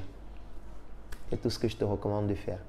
Ne dis plus que tu n'as pas de financement. Tu as trop d'argent parce que ton cerveau n'a pas de valeur. Tes membres n'ont pas de valeur. Il y a des gens qui ont perdu leur œil pendant un accident, qui paieraient des milliards pour avoir l'œil que tu as et qui, pour toi, tu dis que tu n'as pas de financement alors que ton corps, déjà, c'est une valeur illimitée. Tu as beaucoup d'argent, c'est juste que tu dois commencer à transformer cet argent potentiel qui est ton corps, qui est ton savoir, qui est ton intelligence, en argent qui va donc se transférer dans ta poche ou dans ton compte bancaire. J'espère que tu sais désormais ce que tu dois faire et comment tu dois procéder. Alors, c'est la dernière question. Ça va être trop long de continuer, mais j'espère au moins qu'aujourd'hui, parce que parfois je n'ai pas du temps pour répondre à tous les commentaires sur les publications. Parfois, c'est difficile et c'est pénible de répondre à toutes les personnes qui écrivent en inbox. Parfois, c'est pénible. Déjà, je m'en excuse parce que ce n'est pas humainement possible de travailler au quotidien et d'être en même temps en ligne, répondre à tout le monde. Ça, c'est très compliqué de le faire. Parfois, j'essaye de le faire, mais c'est très difficile. Mais j'ai donc profité de cette occasion pour que peut-être une fois par semaine, je puisse répondre à quelques questions comme ça à la volée. Et chaque fois que je réponds à une question, j'essaye de développer au maximum pour que ça puisse aider ceux peut-être qui n'ont pas pu poser la question mais qui avaient le même problème ou ceux qui ont posé d'autres questions auxquelles je n'ai pas répondu spécifiquement mais dont les réponses à mes questions leur permettent aussi d'avoir des réponses à leurs questions. Donc désormais, une fois par semaine, on va faire une sorte de causerie comme ça le dimanche où je vais partager mes minuscules connaissances avec vous, avec ceux qui sont intéressés. Et si vous connaissez d'autres personnes qui peuvent être intéressées par rapport à ce type de contenu, n'hésitez pas à leur recommander de s'abonner à ma page ou alors de partager le direct ou alors de faire en sorte que le maximum de personnes puissent bénéficier de ce type de contenu parce que peut-être vous, ça ne vous sert à rien, mais peut-être en partageant cela avec quelqu'un, ça pourrait permettre à cette personne de sortir de la dépression, de sortir même de la pauvreté ou de sortir même d'une situation macabre sur le plan économique. Donc, c'est notre manière aussi de partager. Si vous ne pouvez pas faire un direct vous-même, vous pouvez partager le direct. Vous pouvez permettre à d'autres de bénéficier de ça. C'est aussi votre manière de contribuer à ce que nous sommes en train de faire puisse se développer. Donc déjà, merci à toutes les près de 300 personnes qui étaient connectées de manière continue durant tout ce direct. Merci de nous suivre, merci de nous soutenir. Je vais juste partager quelques petites actualités de ce que nous faisons avant de conclure le direct. Alors, une actualité, c'est le 13 août, le vendredi 13 août, il y a une formation que je vais donner sur les levées de fonds. Parce qu'il y a beaucoup de personnes qui me contactent régulièrement pour dire « je souhaite lever des fonds, j'ai envie de développer mon projet et je n'ai pas pu obtenir des financements bancaires, j'ai envie de pouvoir lever des fonds ». Donc, le 13 août à Yaoundé, ce sera à l'hôtel Mancel, je vais donner une formation sur comment lever des fonds en partageant notre expérience parce que la Startup Academy et moi-même avec mes projets individuels, depuis 6 ans, nous avons levé plus de 2 milliards déjà. Donc, je vais partager notre expérience avec vous durant cette formation. C'est une formation qui va se dérouler en ligne aussi. Donc, si vous souhaitez suivre cette formation à distance, ce sera possible. Donc, si vous souhaitez bénéficier de la formation sur la levée de fonds, vous écrivez soit en commentaire ou alors vous écrivez en inbox et vous allez avoir toutes les informations. D'ici quelques jours, vous allez avoir le visuel qui présente cette formation, la vidéo et tous les autres détails afin de pouvoir vous inscrire. Donc, ça, c'est la première actualité. Deuxième actualité, au mois d'août, nous allons nous installer en Côte d'Ivoire. Donc, nous étions en Côte d'Ivoire il y a de cela quelques jours durant le CIFA. Et après le CIFA, qui est dans le sommet de l'indépendance financière africaine que nous avons organisé en partenariat avec la Wikanda Academy. Là, je fais un coucou à Yann Amon depuis la Côte d'Ivoire. Et nous avons décidé d'ouvrir un siège de la Startup Academy en Côte d'Ivoire au mois d'août 2021. Donc, c'est une initiative à laquelle vous aussi, vous pourriez y participer. Donc, que vous soyez en Côte d'Ivoire ou pas, vous pouvez rejoindre la Startup Academy Côte d'Ivoire pour participer à l'ouverture de ce siège, soit en étant un membre, soit en étant un investisseur par rapport à ce nouveau projet que nous sommes en train d'implémenter. Donc ça aussi, c'est une actualité. Si vous souhaitez bénéficier de toutes les informations concernant le fait de devenir membre de cette nouvelle initiative en Côte d'Ivoire ou alors de devenir investisseur ou actionnaire de ce projet en Côte d'Ivoire, vous pouvez nous contacter en inbox, vous pouvez écrire en commentaire ou alors vous pouvez laisser vos coordonnées et nous allons vous contacter pour vous donner toutes les informations afin que vous puissiez rejoindre cette aventure. Alors, une autre actualité, c'est le Numbissier Resource Centers, dont je vous ai partagé quelques images et un extrait vidéo. Il y a de cela un jour, je pense, c'était hier, j'étais là-bas pour voir l'évolution des travaux. Donc, nous sommes en train d'évoluer de manière très dynamique afin de pouvoir vous livrer cet espace magnifique dans quelques jours. Et voilà, c'est un espace vraiment incroyable. Là, je fais un coucou à Jacquino Maï, qui est le directeur général de Ferromac SARL, qui est dans cette entreprise qui est en train de réaliser les travaux qui ont été designés par l'architecte Steve Tala de Africa Builder. Donc, je fais un coucou à ces deux jeunes qui sont extraordinaires, qui font un travail magnifique. De toutes les manières, vous avez vu leurs travaux, j'ai publié cela. Vous allez voir encore le rendu final lorsque nous allons terminer. Et voilà, dès que ce sera prêt, je vais vous communiquer tout ce qu'il faut pour participer à l'inauguration de cet événement incroyable. Nous avons réalisé une vidéo documentaire pour vous présenter point par point comment est-ce que nous avons mené de bout en bout ce projet pour que vous puissiez voir que voilà, en Afrique, nous avons des personnes excellentes. Une autre actualité, c'est l'usine de sur-mesure dont la construction a déjà commencé. C'est toujours fait par l'entreprise Ferromac SARL de Jacquino Maï. Je vous recommande de contacter cette entreprise si vous avez des travaux de construction au Cameroun, si vous avez des travaux dans le bâtiment ou dans les réfections, dans tout ce qui concerne le bâtiment. C'est une entreprise, si moi je vous dis qu'une entreprise est excellente, c'est que je pèse mes mots parce que j'apprécie difficilement avec certains qualificatifs. Surtout que je suis sur le terrain et je sais ce qui se passe. Donc, si vous êtes dans le bâtiment, si vous avez des travaux de construction ou de réfection ou n'importe quoi, et vous recherchez une entreprise qui ne va pas vous casser la tête, à qui vous allez confier les travaux et dormir tranquille, je vous recommande fortement l'entreprise Ferromac SARL. C'est une entreprise qui est disponible sur Facebook. Vous pouvez taper Ferromac ou alors vous tapez Jacquino Maï. J'ai d'ailleurs même fait une publication sur lui et sur l'architecte Steve Franklin Tala qui est un virtuose de l'architecture avec son entreprise Africa Builder qui est aussi sur Facebook. Donc, si vous avez besoin des travaux d'architecture, des travaux de conception ou des réfections et vous avez besoin des designs architecturaux afin de pouvoir le faire, je vous recommande Steve Franklin Tala avec son entreprise. Ça, c'est une autre actualité. Alors, autre actualité, c'est le fait que voilà, la Startup Academy est en train de se développer de manière dynamique. Vous avez notre siège. Là, je suis en train de faire ce direct depuis le siège de la Startup Academy à Yaoundé. Et voilà, on a un siège de Startup Academy à Douala aussi. Je fais un coucou aux membres de la Startup Academy partout à travers le monde parce qu'aujourd'hui, la Startup Academy, c'est plus de 3000 membres à travers le monde. Nous avons des membres en Allemagne comme Harry qui suivait le direct tout à l'heure. Nous avons des membres en Côte d'Ivoire, nous avons des membres au Burkina Faso, nous avons des membres au Togo. Je tiens à préciser que avant la fin de cette année, nous allons faire encore au moins 6 pays africains. Donc, nous avons le Togo qui est prévu, nous avons le Mali qui est prévu, nous avons le Sénégal qui est prévu, nous avons le Ghana qui est prévu, nous avons le Tchad qui est prévu, nous avons le Gabon qui est prévu. Et si vous faites partie d'un pays africain, vous souhaitez recevoir l'équipe de la Startup Academy, vous pouvez nous inviter ou alors nous pouvons organiser notre venue en partenariat. Tout ce que vous avez besoin de faire, c'est soit de me contacter en inbox ou alors d'écrire en commentaire ou de laisser vos coordonnées. Et nous allons vous contacter pour vous donner toutes les informations pour que l'équipe de la Startup Academy puisse arriver chez vous. Parce qu'il y a de cela quelques jours, nous sommes rentrés de la Côte d'Ivoire, nous étions une délégation de 10 personnes. Parce que moi, je ne voyage jamais seul. Parce que je veux que vous puissiez comprendre que c'est un travail d'ensemble. Claudel n'est qu'une petite partie visible d'un iceberg qui est très grand. Et cet iceberg-là, je tiens à remercier toutes ces personnes-là qui, au quotidien, donnent du meilleur d'elles-mêmes afin que nous puissions toujours continuer de croître de manière aussi excellente. C'est pour ça que chaque fois qu'on se déplace, on ne se déplace jamais seul. Donc, les délégations de Startup Academy, c'est au moins 10 personnes qui se déplacent pour montrer à quel point nous sommes en train d'évoluer ensemble. Nous ne voulons pas que les gens croient que l'Afrique n'a pas besoin de Messi. L'Afrique n'a pas besoin de héros. L'Afrique a besoin des Africains qui se mettent ensemble et qui apprennent à travailler ensemble pour atteindre des objectifs très grands et audacieux ensemble. Et pour ça, nous devons apprendre à rêver. Nous ne devons pas avoir peur de rêver. Le rêve, c'est gratuit. Et c'est ce rêve qui nous permet de pouvoir réaliser des choses excellentes et des choses extraordinaires. Pour terminer, si vous souhaitez bénéficier des services de la Startup Academy, que ce soit nos formations vidéo, que ce soit nos formations en présence physique, que ce soit mes livres, si vous souhaitez bénéficier des produits sur mesure, si vous souhaitez distribuer nos produits, par exemple, comme la vitrine. Nous avons la filiale La Vitrine qui se charge de distribuer des produits. Si vous souhaitez distribuer nos produits ou alors si vous souhaitez que nous, on puisse distribuer vos produits, vous pouvez bénéficier de nos services. Je vais faire un coucou à la filiale The Factory.